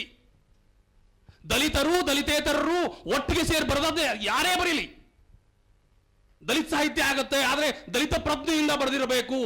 ದಲಿತ ಪ್ರಜ್ಞೆ ಇಲ್ಲದೆ ಬರೆದದ್ದೇ ಬರೆಯದೆ ಹೋದರೆ ಸಾಂಪ್ರದಾಯಿಕ ವ್ಯವಸ್ಥೆಯನ್ನು ಸಮರ್ಥಿಸುವ ಹಾಗೆ ಬರೆದಿದ್ದೆ ಆದರೆ ಅದನ್ನು ನಾನು ಎತ್ತಗಡಿ ಮಾಡ್ತೇನೆ. ಅದು ದಲಿತ ಸಾಹಿತ್ಯದ ಪಟ್ಟಿಗೆ ಸೇರಿಸಬಾರ್ದು ಅಂತ ಹೇಳ್ತೇನೆ ನಾನು ಅದನ್ನು. ಒಂದು ಕ್ವಿಕ್ ಕಾಮೆಂಟ್. ಇಂಥ ವಿಷಯಗಳ ಕುರಿತು ನಾವು ಇಷ್ಟೆಲ್ಲ ಉದ್ವೇಗಕ್ಕೆ ಯಾಕೆ ಒಳಗಾಗ್ತೀವಿ ಅಂತ ನನಗಂತೂ ಅರ್ಥ ಆಗ್ತಾ ಇಲ್ಲ. ಏಕೆಂದರೆ ಈಗ ನಾನೇ ಇಲ್ಲಿ ಕೂತು ನಿಮ್ಮೊಡನಿದ್ದು ನಿಮ್ಮಂತಾಗದೆ ಅಥವಾ ನಿಮ್ಮ ಮನೆಯ ಮುಂದಿನ ರಂಗೋಲಿ ನೋಡಿದಾಗ ನನ್ನ ಮನಸ್ಸಲ್ಲಿ ಈಗ ಅನಿಸುತ್ತೆ ಹಂಗೆ ಹಿಂಗೆ ಅಂತ ಬರೆದ್ರೆ ನೀವು ತುಂಬ ಖುಷಿ ಪಡ್ತೀರಾ, ಮಜಾ ತಗೋತೀರಾ. ಅಂದರೆ ಇದು ಒಂಥರ ನಿಮಗೇನೋ ಒಂದು ಕನಿಕರನೋ ಅಥವಾ ಏನೋ ಒಂದು ಆಹಾ ಹೌದಲ್ಲ ಹಾಗೆ ಹೀಗೆ ಅಂತ. ಆದರೆ ನಮ್ಮದೇ ಇದೇನೂ ಅಲ್ಲದ ಒಂದು ಲೋಕದಲ್ಲಿ ನಿಮ್ಮ ರಂಗೋಲಿ ಇದು ಬೇರೆ ಅದು ಬೇರೆ, ಅದು ನಾನು ಅದಕ್ಕೆ ಹೊರಗಿನವನು, ಆ ಥರ ಏನೂ ಅಲ್ಲದಂಥ ಒಂದು ಲೋಕದಲ್ಲಿ ಬರೆಯೋದು ಅಂತಂದರೆ ಸಂಗೀತ ಕೇಳ್ದ ಹಾಗೆ, ಬರೆಯೋದು ಅಂತಂದರೆ ತಪಸ್ಸಿಗೆ ಕೂತ ಹಾಗೆ, ಬರೆಯೋದು ಅಂತಂದರೆ ಯಾವುದೋ ಒಂದು ಮೌನವಾದ ಒಂದು ಪ್ರವಾಹದ ಒಳಗೆ ಹೊಕ್ಕು ಹೊರಗೆ ಬಂದ ಹಾಗೆ ಅಂತ ಬರೆಯೋ ಒಂದು ವರ್ಗ ಕೂಡ ಕನ್ನಡದಲ್ಲಿದೆ. ಆ ಥರ ಬರವಣಿಗೆಯನ್ನು ಸಂಗೀತ, ಬರವಣಿಗೆಯನ್ನು ಆಧ್ಯಾತ್ಮ, ಬರವಣಿಗೆಯನ್ನು ಒಂದು ಮಹಾ ಮೌನ ಅಂತ ತಿಳ್ಕೊಂಡು ಬರೆಯುವಂಥ ಒಂದು ಬರಹಗಾರರು ಕೂಡ ಎಲ್ಲ ಗದ್ದಲಗಳ ನಡುವೆ ಇದ್ದಾರೆ. ಅಂಥವರ ಮಾತಿಗೂ ಅಂಥವರ ದನಿಗೂ ಬೆಲೆ ಕೊಡಿ, ಅಂಥವರು ಬರಿತಾ ಇದ್ದಾರೆ ಕನ್ನಡದಲ್ಲಿ ಅಂತ ಹೇಳಿದ್ದು ಮಾತ್ರ ನನ್ನ ಉದ್ದೇಶ, ಅಷ್ಟು ಮಾತ್ರ. ಅದಲ್ಲದೆ ಇಷ್ಟಕ್ಕೆಲ್ಲ ನಾವು ತುಂಬ ಉದ್ವೇಗ ರೈತರಾಗಿ ಯಾಕೆ ಆಗಬೇಕು ಅಂತ ನಂಗೆ ಗೊತ್ತಾಗಲ್ಲ. ಉದ್ವೇಗ ಯಾಕೆ ಪಡಬೇಕು ಅಂತ. ದಲಿತ ಪ್ರಜ್ಞೆಯಿಂದ ಬರೋದು ನಾನು ಒಪ್ಕೊಂಡೆ. ಈಗ ನಾನು ಎಷ್ಟೋ ಸಲ ಹೇಳ್ತಾ ಇರ್ತೀನಿ, ಕಾರಂತರು ಲೇಖಕಿ, ನನಗೆ ಬೇಂದ್ರೆ ನಂಗೆ ಲೇಖಕಿ. ಅವರು ಬರೆದ ಒಂದು ಆ ಮಹಿಳಾ ಸಂವೇದನೆ ಇದೆಯಲ್ಲ, ಅವರು ನಿನ್ನೆ ಜಯಂತ ಕಾಯ್ಕೆ ನೀವು ಹೋದ್ರಲ್ಲ ಹಿಂದಾಗಲು, ಅದೊಬ್ಬ ಲೇಖಕಿ ಬರೆಯುವಂಥದ್ದು. ಲೇಖಕಿ ಸಂವೇದನೆ ಅವ್ರಿಗಿರುತ್ತೆ, ಆ ಪ್ರಜ್ಞೆಯಿಂದ ಬರೀತಾರೆ. ಆದರೆ ಆ ಪ್ರಜ್ಞೆ ಎಷ್ಟಿರುತ್ತೆ ಅಂದರೆ ಒಂದುವರೆಗೆ ಮಾತ್ರ. ಅವನು ಬರೆದದ್ದು ನಾನು ಬರೆಯುವಾಗ ಡಿಫ್ರೆಂಟ್ ಆಗುತ್ತೆ. ನನ್ನ ಹಿಂಭಾಗ ನನ್ನ ಕಾಣೋದು ಸಂಪೂರ್ಣವಾಗಿ ಹಿಂದಿನ ಕಣ್ಣಾಗುತ್ತೆ. ಕಾರಂತರ ಪಾರ್ವತಿ ಅಲ್ವ, ವಿಧವೆಯಾಗಿ ಪಾರ್ವತಿ ಅಲ್ವ, ಅವಳು ಆ ಪಾರ್ವತಿಯನ್ನು ನಾನು ನನ್ನ ಬದುಕಲ್ಲೇ ನೋಡಿದ್ದೀನಿ. ಅದಕ್ಕಿಂತ 10-11 ಪಟ್ಟು ವಿಸ್ತಾರವಾದ ವ್ಯಕ್ತಿತ್ವ ಅದು ಪಾರ್ವತಿದು. ಕಾರಂತರು ಅದನ್ನು ಬರೆದ್ರೆ ನಮ್ಗೊಂದು ಕೊಂಡಿ ಕೊಟ್ಟುಬಿಟ್ರು. ಆ ಕಾಲದ ಕೊಂಡಿ ತಪ್ಪಿ ಹೋಗ್ತಿತ್ತು, ನಮ್ಗೆ ಕೊಟ್ಟುಬಿಟ್ರು, ನಮ್ಮ ಲೇಖಕಿಯಾಗಿ ಕೊಟ್ಟರು. ನಾವು ಅದನ್ನು ವಿಸ್ತರಿಸಬೇಕಿತ್ತು, ನಾವು ವಿಸ್ತರಿಸ್ತಾ ಇಲ್ಲ. ಅವರು ಆ್ಯಕ್ಚುಲಿ ನಮ್ಮನ್ನ ವಿಧವರನ್ನು ನೋಡಿದ್ದೀನಿ. ಅವರು ಇಬ್ಬರು ಮನೆಯಲ್ಲಿ ಮುಚ್ಚಟಾಗಿ ಅವ್ರ ಮನೇಲಿ ಕೆಲಸ ಮಾಡ್ತಿದ್ದವರು. ಅವರು ಯಾರ್ಯಾರ ಮನೆಯಲ್ಲೂ ಕೆಲಸ ಮಾಡ್ತಾ ಮಧ್ಯಾಹ್ನ ಒಂದು ಹೊತ್ತಿನ ಊಟ ಮಾಡ್ತಾ ಇನ್ನೊಂದು ಊಟಕ್ಕೆ ಮಧ್ಯಾಹ್ನದವರೆಗೆ ಕಾದವರು. ಆ ಒಂದು ಊಟವನ್ನು ಅವರು ಹೇಗೆ ಮಾಡ್ತಿದ್ರಂದ್ರೆ, ಎಲೆಯಲ್ಲಿ ಹಾಕಿದರೆ ಇಷ್ಟೇ ಹತ್ರಕ್ಕೆ ಅನ್ನ ಹಾಕಿ ಇನ್ನೊಂದು ಸ್ವಲ್ಪ ಹಾಕಿ ಅಂತ ಹೇಳಿ ಯಾವ ಅಭಿಮಾನವೆಲ್ಲ ಆಚೆಗಿಟ್ಟು ಎಷ್ಟು ಎತ್ತರದಿಲ್ಲ ಹಾಕಿ ಅದಕ್ಕೆ ಹುಳಿ ಹಾಕಿ ಆಚೆ ಈಚೆ ನೋಡದೆ ಊಟ ಮಾಡ್ತಿರಕ್ಕ ನಾಳೆ ಮಧ್ಯಾಹ್ನ ಆಯ್ತು ನಾನು ಊಟ ಮಾಡೋದು ಅಂತ. ಅದನ್ನು ನನ್ನ ಕಣ್ಮುಂದಿಂದ ಹೋಗೋದೇ ಇಲ್ಲ. ಅದು ಅವರಿಗೆ ಕಾರಂತರಿಗೆ ಗೊತ್ತಾಗಿಲ್ಲ, ಅದು ನೋಡಿಲ್ಲ. ಅವರು ಒಳ ಮನೇಲಿ ನಾನು ನೋಡಿದ್ದು, ಅವರು ಅಡುಗೆ ಮನೇಲಿ ಬಡಿಸ್ತಿದ್ರು, ಹೊರಗೆ ಬಡಿಸ್ತಿರ್ಲಿಲ್ಲ. ಇಂಥ ಅನೇಕ ಅನುಭವಗಳು ನಮ್ಮ ಹತ್ರ ಇದ್ದಾವೆ. ಇವೆಲ್ಲವೂ ಹಲವು ಪಕೆಟ್ಸಲ್ಲಿ ಇದ್ದಾವೆ. ಅದು ಲೇಖಕಿ ಆದರೂ ಕಾರಂತರ ಲೇಖಕಿ ಆದರೂ ನಾನು ಒಪ್ಕೊಳ್ತೇನೆ, ಇವನು ಕೂಡ. ಆದ್ರೆ ಅನೇಕ ವಿಷಯಗಳು ನಮ್ಗೆ ಗೊತ್ತಿರೋ ಅವ್ರಿಗೆ ಗೊತ್ತೇ ಇಲ್ಲ, ಸಾಧ್ಯವೇ ಇಲ್ಲ. ಎಷ್ಟು ಪ್ರಜ್ಞೆ ಇದ್ರೂ ಸಾಧ್ಯ ಆಗಲ್ಲ. ಅದು ದಲಿತ ಪ್ರಜ್ಞೆಯಿಂದ ಎಷ್ಟು ಬರೆದ್ರೂ ಅದು ಸಾಧ್ಯ ಆಗಲ್ಲ. ಅದು ನಿಮ್ಮದೇ ಪ್ರಜ್ಞೆ, ಒರಿಜಿನಲ್. ಒಂದು ನಿಮಿಷ ವೀರಣ್ಣ ಅವರು ಇಲ್ಲ, ಒಂದು ಅಲ್ಲಿ 1 ಸೆಕೆಂಡ್ ಅವರು ಮೈಕ್ ಕೊಡಿ ಅವರಿಗೆ.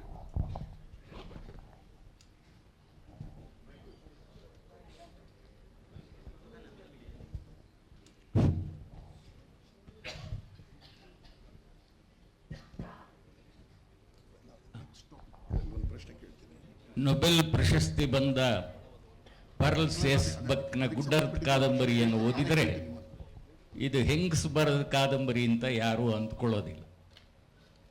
ಚೈನಾದ ವಾಸ್ತವ ಸಂಗತಿಯನ್ನು ಅವತ್ತು ಅಷ್ಟು ಸುಂದರವಾಗಿ ಹಿಡಿದಿಡೋದು ಬೇರೆಯವರಿಗೆ ಸಾಧ್ಯ ಇರಲಿಲ್ಲ. ಇವತ್ತು ನಮ್ಮ ಅನುಕೂಲಗಳಿಗಾಗಿ ಮಹಿಳಾ, ದಲಿತ, ಮುಸ್ಲಿಂ ಅಂತ ವರ್ಗೀಕರಣ, ಕನ್ನಡ ಸಾಹಿತ್ಯ ಚರಿತ್ರೆಯಲ್ಲಿ ಜೈನರು ಬರೆದದ್ದು, ಬ್ರಾಹ್ಮಣರು ಬರೆದದ್ದು ಅಂತ ಎಲ್ಲ ಮಾಡಿದ್ದರೂ ಕೂಡ 20ನೇ ಶತಮಾನದ ನಂತರದಲ್ಲಿ ಆ ದೃಷ್ಟಿ ಹೋಗಿದೆ. ಪಂಪನನ್ನು ನಾವೆಲ್ಲ ನಮ್ಮ ಕವಿ ಅಂತ ಒಪ್ಕೊಂಡಿದ್ದೆ, ಅವನು ಜೈನ ಅಂತ ಏನು ಒಪ್ಕೊಂಡಿಲ್ಲ. ಯಾವ ಸಾಹಿತ್ಯದೊಳಗೂ ಕೂಡ ಮನುಷ್ಯ ಜನಾಂಗದ ಕಥೆಯನ್ನು ಬಹಳ ಸುಂದರವಾಗಿ ಹೇಳೋಕೆ ಅವ್ರಿಗೆ ಸಾಧ್ಯ ಆಗಿದ್ದರೆ, ಮನುಷ್ಯ ಸಂವೇದನೆಗಳಿಗೆ ಚೆನ್ನಾಗಿ ಮಿಡಿದಿದ್ದರೆ ಅದು ಹೆಣ್ಣು ಗಂಡು ಮುಸ್ಲಿಂ ಬರೆದದ್ದು ಅಂತ ಅಂದ್ಕೊಳ್ಬೇಕಾದದ್ದಿಲ್ಲ. ಇದು ಯಾಕೆ ಇವೆಲ್ಲ ಮಾಡಲಾಗಿದೆ ಅಂದರೆ ನಿಮಗೆ ಗೊತ್ತಿದೆ, ಅನೇಕ ಲಾಭ ನಷ್ಟಗಳ ಯೋಚನೆಯಿಂದ ಇಂಥ ಡಿವೈಡ್ ಆಗತ್ತೆ ಸಮಾಜದಲ್ಲಿ. ಆದರೆ ಕಾಲ ಕಳೆದ ಹಾಗೆ ನನಗೆ ವೈದೇಹಿ ಕಥೆಗಳನ್ನು ಓದುವ ಸಂದರ್ಭದಲ್ಲಿ ಒಬ್ಬ ಹೆಂಗಸ್ ಬರೆದದ್ದು ಅಂತ ಅನ್ಕೋಬೇಕಾಕೆ? ವೈದೇಹಿ ಇಲ್ಲದ ಕಾಲದಲ್ಲಿ ಓದುವಂಥ ಒಬ್ಬ ಓದುಗನಿಗೆ ಬಹಳ ಒಳ್ಳೆ ಲೇಖಕ, ಇದನ್ನು ಬರೆದಿರುವಂಥ ಒಬ್ಬ ಲೇಖಕರು ತುಂಬ ಒಳ್ಳೆ ಲೇಖಕರು ಅಂತಲೇ ಯೋಚನೆ ಮಾಡಬೇಕಾಗತ್ತೆ. ಆ ದೃಷ್ಟಿಯಿಂದ ಈಗ ನಾವು ಏನು ಕೆಲಸ ಮಾಡ್ತಾ ಇದ್ದೇವೋ ಇದಕ್ಕಿಂತ ಭಿನ್ನವಾದಂಥ ಲೆವೆಲ್ನಲ್ಲಿ ಈ ಸಮಾಜವನ್ನು ನೋಡೋಕ್ಕೆ ಸಾಧ್ಯ ಇದೆ ಅನ್ನೋದು ಕೂಡ ಒಂದು ದೃಷ್ಟಿಯಿಂದ ಯೋಚನೆ ಮಾಡಬೇಕು. ನೀವು ಗಂಡು ಹೆಣ್ಣು ಜಾತಿ ಇನ್ನೊಂದು ಇದೆಲ್ಲ, ಈಗ ವೈದೇಹಿ ಒಂದು ಮಾತು ಹೇಳಿದ್ರಲ್ಲ, ಈಗ ಕಾರಂತರು ನಿಜವಾಗೂ ಬಹಳ ಒಳ್ಳೆ ಲೇಖಕಿ ಅಂತ, ಅದು ಬಹಳ ಮುಖ್ಯ. ಹೆಣ್ಣಿನ ಸಂವೇದನೆಯನ್ನು ಕೂಡ ಒಬ್ಬ ಲೇಖಕ ಹೊಂದಿರಬೇಕಲ್ವ. ವಚನಕಾರರು ಏನು ಹೇಳ್ತಾರೆ? ಶರಣ ಸತಿ ಲಿಂಗಪತಿ. ನಾವು ಅಂಥ ಕಲ್ಪನೆಗಳನ್ನು ಹೊಂದಿದ ಜನ. ಅರ್ಧನಾರೀಶ್ವರನ ಕಲ್ಪನೆ ಏನದು? ಎರಡೂ ಸಂವೇದಗಳನ್ನು ಇದ್ದಂಥ ಮನುಷ್ಯ ಪರಿಪೂರ್ಣವಾದಂಥ ಮನುಷ್ಯ. ಅಂಥ ಎಲ್ಲ ವಿಚಾರಗಳು ಕೂಡ ಇದರೊಳಗಡೆ ಬರಬೇಕು ಅನ್ನೋದು ಬಹಳ ಮುಖ್ಯವಾದ ಮಾತು. ಅದರಿಂದ ಇದು ತತ್ಕಾಲ, ರಶೀದ್ ಕೋಪ ಮಾಡ್ಕೋಬೇಕಾದಿಲ್ಲ, ಅವ್ರು ಹೇಳ್ತಿರೋದು ಸಾರ್ವಕಾಲಿಕವಾದ ಸತ್ಯ. ಆ ಸತ್ಯದ ಹಿಂದೆ ನಮ್ಮನ್ನು ನಾವು ಹುಡುಕೋಬೇಕಷ್ಟೇ. ಅದರಿಂದ ಈಗೇನು ನೀವು ಡಿವೈಡ್ ಮಾಡ್ಕೊಂಡಿದ್ದೀರಿ, ಇವ್ರನ್ನ ದಲಿತ ಸಾಹಿತಿ, ಇವ್ರನ್ನ ಬೇಡ್ಕೋಬೇಕಾದಿಲ್ಲ. ನಾನು ದಲಿತ ಸಾಹಿತಿ ಅಂತಲ್ಲ, ಸಂವೇದನೆಯ ದೃಷ್ಟಿಯಿಂದ ಒಂದು ತುಳಿತಕ್ಕೊಳಗಾದ ಜನಾಂಗವನ್ನು ರೆಪ್ರೆಸೆಂಟ್ ಮಾಡುವಂಥ ಮನಸ್ಸು ಯಾರ್ಯಾರಿಗಿರುತ್ತೆ ಅವರೆಲ್ಲರೂ ದಲಿತ ಸಾಹಿತಿಗಳೇ.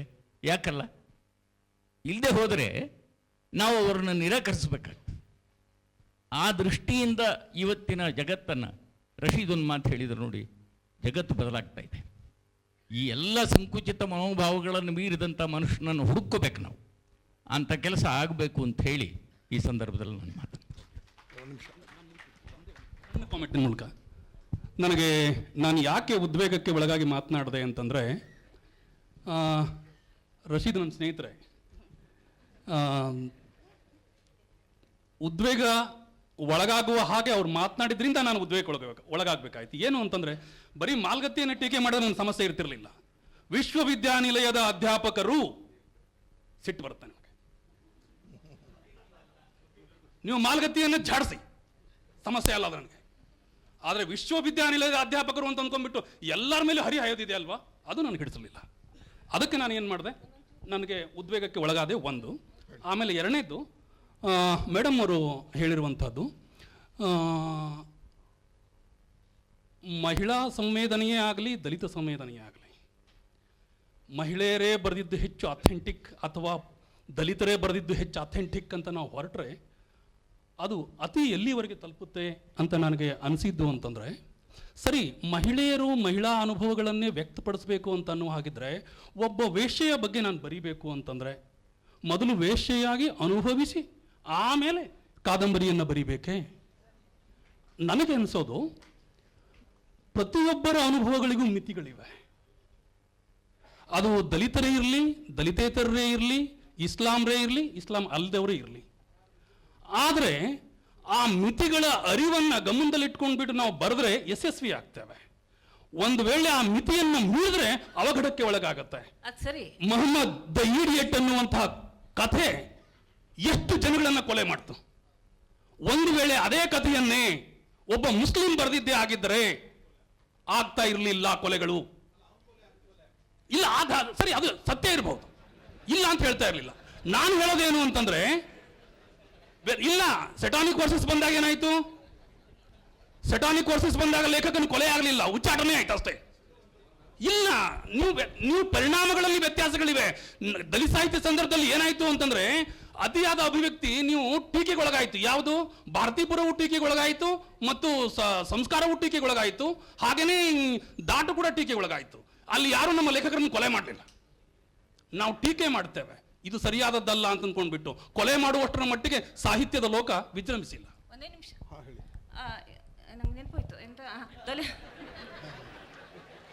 ಕೂತ್ರೆ ಹಾರಿ ಹೋಗ್ಬಿಡ್ತಾರೆ ಎಲ್ಲ. ದಲಿತ ಪ್ರಜ್ಞೆ ಇಂದ ಆಗೋದಿಲ್ಲ ಅಂತ ಅದೇ ನಂಗೆ ಇವ್ರು ಹೇಳೋಕೆ ನೆನಪಾಯ್ತು. ಕಾರಂತರ ಒಂದ್ಸಲ ಸ್ತ್ರೀ ಪಾತ್ರ ಮಾಡಬೇಕು, ಪುರುಷ ಪಾತ್ರ ಮಾಡಬೇಕು ಅಂತ ಹೇಳಿದ ಕಾರಂತರ ರಾಕ್ಷಸ ಪಾತ್ರ ರಾಕ್ಷಸನ ಕರ್ಕೊಂಬರ್ಬೇಕಾಗಿ ಹೇಳಿದ್ರು. ಹಂಗೆ ಒಂದು ನಿಮಿಷ, ಆಮೇಲೆ ಇನ್ನೊಂದು ಇವ್ರಿಗೊಂದು ಹೇಳ್ಬಿಡ್ತೀನಿ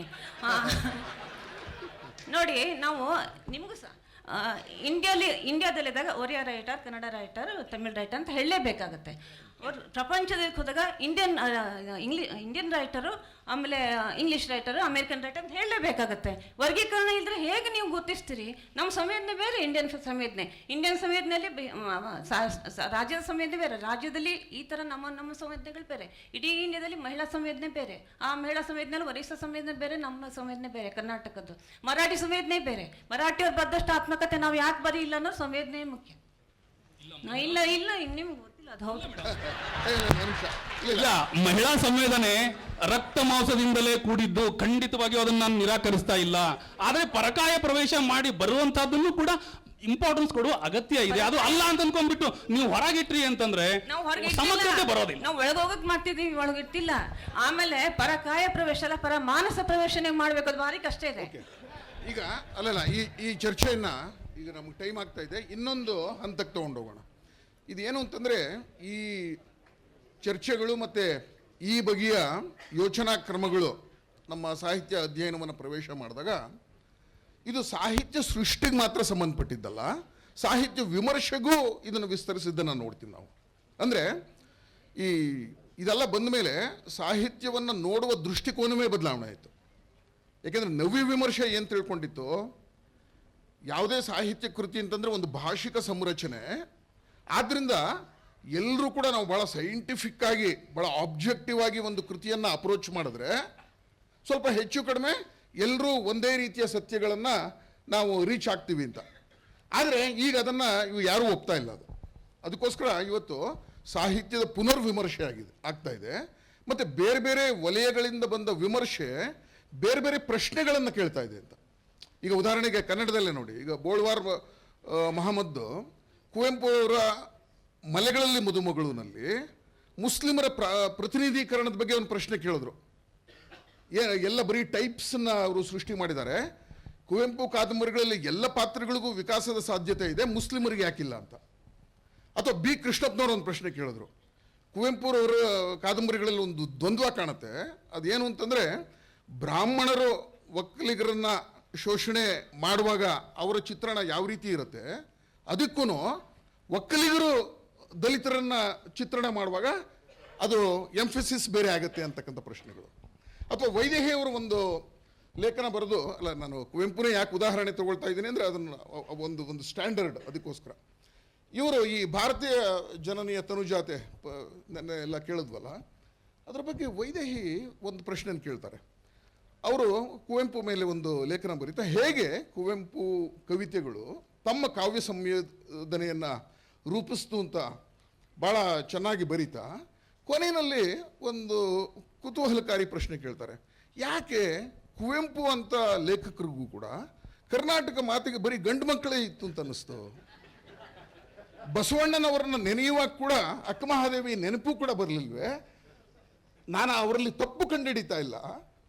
ಒಂದು ಕಾಲಮಾನದ ಒಂದು ಯೋಚನಾ ಪ್ರವಾಹ ಇದೆಯಲ್ಲ, ಒಂದು ಡಿಸ್ಕೋರ್ಸ್ ಅಂತ ಹೇಳ್ತೀವಲ್ಲ, ಆ ಡಿಸ್ಕೋರ್ಸು ಕುವೆಂಪು ಅಂತ ಲೇಖಕರನ್ನು ಅದು ಆವರಿಸ್ಕೊಂಡು ಬಿಡ್ತಲ್ಲ, ಅದು ಹೇಗೆ ಅಂತ. ಇದೇ ಥರದ ಮಾತನ್ನು ಇವನು ಚಿನುವಾ ಅಚುಬೆ, ನೈಜೀರಿಯಾದ ಲೇಖಕ, ಅವನು ಹಾರ್ಟ್ ಆಫ್ ಡಾರ್ಕ್ನೆಸ್ ಅನ್ನುವ ಒಂದು ಬಹಳ ಪ್ರಸಿದ್ಧವಾದ ಕಾದಂಬರಿ ಬಗ್ಗೆ ಕೇಳ್ತಾನದು. ಎಫ್.ಆರ್. ಲೀವಿಸ್ ಪ್ರಕಾರ ಕಾನ್ರಾಡು ದಿ ಗ್ರೇಟ್ ಇಂಗ್ಲಿಷ್ ಟ್ರೆಡಿಷನ್ ಇದೆಯಲ್ಲ, ನಾವೆಲ್ಲೋ ಅದರ ಒಂದು ಪಿಲ್ಲರ್ಸ್ ಅವನು. ಲೀವಿಸ್ ಅದರ ಬಗ್ಗೆ ಬಹಳ ವಿಸ್ತಾರವಾದ ವಿಮರ್ಶೆಯನ್ನು ಬರೆದಿದ್ದಾನೆ. ಅಚುಬೆ ಅದನ್ನು ಓದಿದಾಗ ಅಚುಬೆ ಏನು ಹೇಳ್ತಾನೆ ಅಂದರೆ, Conrad is A racist, he is A bloody racist ಅನ್ನುವ ಒಂದು ಇದನ್ನು ತಗೊಳ್ತಾನೆ. ಗಮನಿಸಬೇಕಾದ್ದೇನು ಅಂದರೆ, ಅಚುಬೆ ಕೂಡ ಆಧುನಿಕ ಸಾಹಿತ್ಯದ, ಇಂಗ್ಲಿಷ್ ಸಾಹಿತ್ಯದ ವಿದ್ಯಾರ್ಥಿ, ಆಧುನಿಕ ವಿಮರ್ಶೆಯನ್ನು ಅವರು ಓದ್ಕೊಂಡಿದ್ದವರು. ಆಧುನಿಕ ವಿಮರ್ಶೆಯ ಎಲ್ಲ ಮಾನದಂಡಗಳನ್ನು ಬಳಸಿಯೂ ಕೂಡ ಅವರು ಆ ಒಂದು ನಿಲುವಿಗೆ ಬರ್ತಾರೆ ಅಂತ. ಅಂದರೆ ಇವುಗಳು ಹೇಗೆ ಒಂದು ಹೊಸ ದೃಷ್ಟಿಕೋನವನ್ನೇ ತಂದಿವೆ ಅನ್ನೋದು. ಈಗ ಟೆಂಪೆಸ್ಟ್ ಬಗ್ಗೆ, ಟೆಂಪೆಸ್ಟನ್ನು ಇದುವರೆಗೆ ನಾವು ಪ್ರಾಸ್ಪೆರೋ ಸೆಂಟರ್ಡ್ ಆಗಿ ನೋಡ್ತಾ ಇದ್ವಿ. ಈಗ ಬಂದಂಥ ವಿಮರ್ಶೆಗಳು ಕ್ಯಾಲಿಬಾನನ್ನು ಮುನ್ನೆಲೆಗೆ ತರ್ತವೆ ಅಂತ. ಅಂದರೆ ಈ ರೀತಿ ಸಾಹಿತ್ಯದ ಅಧ್ಯಯನದಲ್ಲಿ ಹೊಸ ಹೊಸ ವಿಚಾರಗಳು ಬರ್ತಾ, ಹೊಸ ಹೊಸ ದೃಷ್ಟಿಕೋನಗಳು ಬರ್ತಾ, ಇವುಗಳನ್ನು ನೋಡುವ ರೀತಿ ಕೂಡ ಬಹಳ ಬೇರೆ ಆಗುತ್ತೆ ಅಂತ. ರಶೀದ್. ಈ ಸಾಹಿತ್ಯದ ವರ್ಗೀಕರಣವನ್ನು ಸಾಹಿತ್ಯವನ್ನು ಪೋಷಣೆ ಮಾಡಲಿಕ್ಕೆ ಸಾಹಿತ್ಯವನ್ನು ಪೋಷಣೆ ಮಾಡಲಿಕ್ಕೆ ಅಂದರೆ ಗೊಬ್ಬರ ನೀರು ಇತ್ಯಾದಿಗಳನ್ನು ಹಾಕಿ ಪೋಷಣೆ ಮಾಡಲಿಕ್ಕೆ ಬಳಸೋದಾದರೆ ತೊಂದರೆ ಇಲ್ಲ, ಆದರೆ ಅದನ್ನು ಕೊಲ್ಲಕ್ಕೆ ಬಳಸೋದಾದರೆ ಅಂತ ನನ್ನ ಪ್ರಶ್ನೆ. ಇತ್ತೀಚೆಗೆ ಒಂದೇ ಒಂದು ಸಣ್ಣ ಒಂದು ಘಟನೆ ಹೇಳಿ ನಾನು ಅದೇ ಬೇರೆ ಏನು ಮಾತಾಡಲ್ಲ. ಒಂದು ಕಡೆ ಇದು ನಾವು ಯಾರು ಕೋರ್ಟ್ ಕೂಡ ಮಾಡಬೇಡಿ, ಯಾಕೆಂದರೆ ಅದೊಂದು ಅಪರಾಧ ಕೂಡ ಆಗುತ್ತೆ. ಒಂದು ಕಡೆ ಬೇಟೆಗೆ ಅಂತೇಳಿ ಯಾರೊಬ್ಬರು ಬೇಟೆಗೆ ಹೋಗೋರು ಬೇಟೆಗೆ ಅಂತೇಳಿ ನನ್ನನ್ನು ಕರ್ಕೊಂಡೋಗಿದ್ರು. ಅದು ಯಾವುದೋ ಒಂದು ಪರ್ಟಿಕ್ಯುಲರ್ ಒಂದು ತಿಂಗಳು ಬೆಳಗಿನ ಜಾವ ಪರ್ಟಿಕ್ಯುಲರ್ ತಿಂಗಳು ಸುಮ್ಮನೆ ಇಲ್ಲಿವರೆಗೆ ನಡ್ಕೊಂಡು ಹೋಗೋಣ ಅಂತ ಕೋವಿ ಹಿಡ್ಕೊಂಡು ಹಂಗೆ ಹೋಗಿದ್ರು. ಹಂಗೆ ಇಲ್ಲ ಯಾಕೆ ಕೋವಿ ಯಾಕೆ ಅಂತ, ಇಲ್ಲ ಕಾಡು ಮೃಗಗಳೆಲ್ಲ ಬರುತ್ತೆ ಅದಕ್ಕೆ ಅಂತ ಹೆದರಿಕೆಗೆ ಅಂತ. ಆಮೇಲೆ ಕೊನೆಗೆ ಅವರು ಹೊರಟಿದ್ದು ಬೇಟೆಗೆ ಅಂತ ಹೇಳಿ ಹೊರಟವರು ಒಂದು ಕಡೆ ದೊಡ್ಡ ಕಾಡು ಬೆಟ್ಟದ ನಡುವಲ್ಲಿ ಹತ್ತಿ ಕೋವಿ ಈಡು ಮಾಡಿ ಕೂತಿದ್ರು. ಈಡು ಮಾಡಿ ಕೂತ್ರೆ ಪ್ರಾಣಿಗಳು ಒಂದು ಕಾಡಂದಿ ಹೋಯ್ತು, ಇನ್ಯಾವುದೋ ಒಂದು ಮುಳ್ಳಂದಿ ಹೋಯ್ತು, ಇನ್ಯಾವುದೋ ಒಂದು ಹೋಯ್ತು. ಅವ್ರಿಗೆ ಏನು ಅದಕ್ಕೆ ಯಾವುದಕ್ಕೂ ಹೊಡಿತಾ ಇಲ್ಲ. ಅವರು ಪರ್ಟಿಕ್ಯುಲರ್ ಆಗಿ ಅವರಿಗೆ ಆ ತಿಂಗಳಲ್ಲಿ, ಅದು ಆಟಿ ತಿಂಗಳಲ್ಲಿ ತುಂಬ ಯಾವುದೋ ಒಂದು ಪ್ರಾಣಿಯಲ್ಲಿ ಸಿಕ್ಕಾಪಟ್ಟೆ ಕೊಬ್ಬು ಜಾಸ್ತಿ ಇರುತ್ತೆ. ಆ ಕೊಬ್ಬು ಜಾಸ್ತಿ ಇರುವ ಪ್ರಾಣಿಯನ್ನು ಬೇಟೆ ಆಡಿ ಅದನ್ನು ಬೆಳಿಗ್ಗೆ ಸೂರ್ಯೋದಯಕ್ಕಿಂತ ಮೊದಲು ಅದನ್ನು ತಿಂದರೆ ತುಂಬ ದೇಹಕ್ಕೆ ತುಂಬ ಒಳ್ಳೆಯದಂತೆ. ಸೊ ಹಾಗಾಗಿ ಅವರು ಅದನ್ನೇ ಹಿಂಗೆ ಕಾಯ್ತಾ ಕೂತಿದ್ರು. ಬೇರೆ ತುಂಬ ಪ್ರಾಣಿಗಳು ಬಂದು ಅದು ಬಂತು ಇದು ಬಂತು ಎಲ್ಲ ಬಂತು, ಅವುಗಳನ್ನೆಲ್ಲ ಬಿಟ್ಟು ಈ ಪ್ರಾಣಿ ಎಷ್ಟು ಸಣ್ಣದು ಅಂತಂದರೆ ಕೇಮೆ ಅಂತ ಒಂದು ಕಾಡಾಡು ತುಂಬ ಅಪರೂಪದ ಎಕ್ಸ್ಟಿಂಕ್ಟ್ ಆಗ್ಲಿಕ್ಕೆ ಇರುವ ಕೆಲವೇ ಪ್ರಾಣಿಗಳ ಪ್ರಭೇದಗಳೆಲ್ಲ ಅದೊಂದು. ಅದಕ್ಕಾಗಿ ಕಾದು ಕೂತು ಒಂದು ಸಣ್ಣದು ಅದನ್ನು ಹೊಡೆದ್ರು ಅವ್ರು ಕೊನೆಗೆ. ಯಾಕೆಂದರೆ ಆ ಆಟಿ ತಿಂಗಳಲ್ಲಿ ಬೆಳಗಿನ ಹೊತ್ತು ಸೂರ್ಯೋದಯಕ್ಕಿಂತ ಮೊದಲು ಅದನ್ನು ತಿಂದರೆ ತುಂಬ ಏನೋ ಶಕ್ತಿ ಬರುತ್ತೆ ಅಂತ. ಹಾಗಾಗಿ ನಾನು ಹೇಳ್ತಾ ಇರೋದು, ನೀವು ಪೋಷಣೆ ಇದಕ್ಕೆಲ್ಲ ಸರಿ, ಆದರೆ ವಿಶ್ವವಿದ್ಯಾನಿಲಯಗಳಲ್ಲಿ ವಿಮರ್ಶಕರು ಅಧ್ಯಯನ ಮಾಡುವಾಗ ಈ ಥರ ಪ್ರಭೇದಗಳನ್ನು ಹುಡುಕ್ಬಿಟ್ಟು ಅವುಗಳ ಮರಣಕ್ಕೆ ಕಾರಣರಾಗಬೇಡಿ ಅಂತ ಹೇಳ್ತಾರೆ. ರಶೀದ್, ಏನಂದರೆ ರಾಮಚಂದ್ರನ್ ಅವ್ರು ಏನು ಹೇಳ್ತಾ ಇದ್ರು ಅಂದರೆ, ವರ್ಗೀಕರಣ ಕೂಡ ಒಂದು ಲೋಕಗ್ರಹಿಕೆಯ ಒಂದು ಮುಖ್ಯ ಮಾದರಿ ಅಂತ. ಮತ್ತು ಈ ವರ್ಗೀಕರಣಗಳು ಭಾಳ ಟೆಂಟೇಟಿವ್ ಆಗಿರುತ್ತೆ ಅನ್ನೋದನ್ನು ಕೂಡ ಗಮನಿಸ್ಬೋದು. ಈ ನೀವು ಕನ್ನಡ ಸಾಹಿತ್ಯ ಚರಿತ್ರೆನೇ ತೊಗೊಂಡ್ರೆ ಎಷ್ಟು ಬಗೆಯ ವರ್ಗೀಕರಣಗಳಾಗಿದೆ ಅಲ್ವಾ, ಕಾಲದ ದೃಷ್ಟಿಯಿಂದ ಆಗ್ಬೋದು. ಈಗ ಜೈನ ಯುಗ, ವೀರಶೈವ ಯುಗ, ಬ್ರಾಹ್ಮಣ ಯುಗ, ಈ ಥರದ್ದು ಇದು ಬಂತು.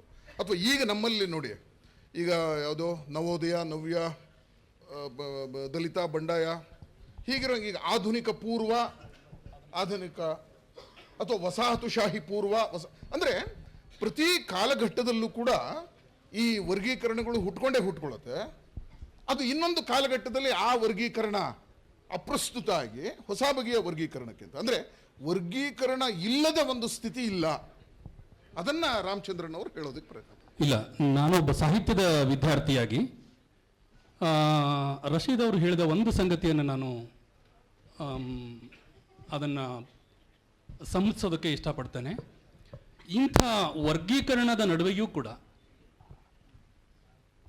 ಒಬ್ಬ ಸಾಹಿತಿ ಒಂದು ನ್ಯೂಟ್ರಲ್ ಆಗಿ ಬರೀತಾನೆ ಅಂತಂದರೆ ಆ ಧ್ವನಿಗೂ ಕೂಡ ಮಹತ್ವ ಬೇಕು ಅನ್ನುವ ಅವರ ಆಲೋಚನಾ ಕ್ರಮ ಇದೆ ಅಲ್ವಾ, ಅದನ್ನು ನಾನು ಮುಕ್ತ ಮನಸ್ಸಿನಿಂದ ಸ್ವಾಗತ ಮಾಡ್ತೇನೆ. ಯಾಕೆ ಅಂದರೆ ಅದು ಒಂದು ವಿಧಾನ. ಹಲವು ಧ್ವನಿಗಳ ನಡುವೆ ಅದು ಒಂದು ಧ್ವನಿ ಇದೆ, ಅದನ್ನು ಗುರುತಿಸಬೇಕು ಅಂತ ಅನ್ನೋದರಲ್ಲಿ ಎರಡನೆಯ ಮಾತಿಲ್ಲ ಅಂತ ಅಂದ್ಕೊಂಡ್ಬಿಟ್ಟು ನನಗದು ಅನಿಸುತ್ತೆ. ಸ್ನೇಹಿತರೆ, ಈಗ ಮತ್ತೆ ಟೈಮ್ ಆಗ್ತಾ ಇದೆ. ನಮ್ಮ ಗೋಷ್ಠಿಗಳೆಲ್ಲ ಕೊನೆಗೆ ಮುಕ್ತಾಗಿ ಬಂದಂಗೆಲ್ಲ ಜೋರಾಗ್ತಾ ಇದೆ. ಹೀಗಾಗಿ ಸರ್ ಒಂದೇ ಒಂದು ಅದರ ಆರಂಭ ಬಿಟ್ಟು ಕೊನೆಗೇ ಶುರು ಮಾಡೋದು ಒಳ್ಳೆಯದಂತ ಕಾಣಿಸ್ತಾ ಇದೆ. ದಯವಿಟ್ಟು ಈ ವೇಳೆ ಆಗಿದೆ, ಈಗ ಮುಗಿಸೋಣ. ಮುಂದಿನ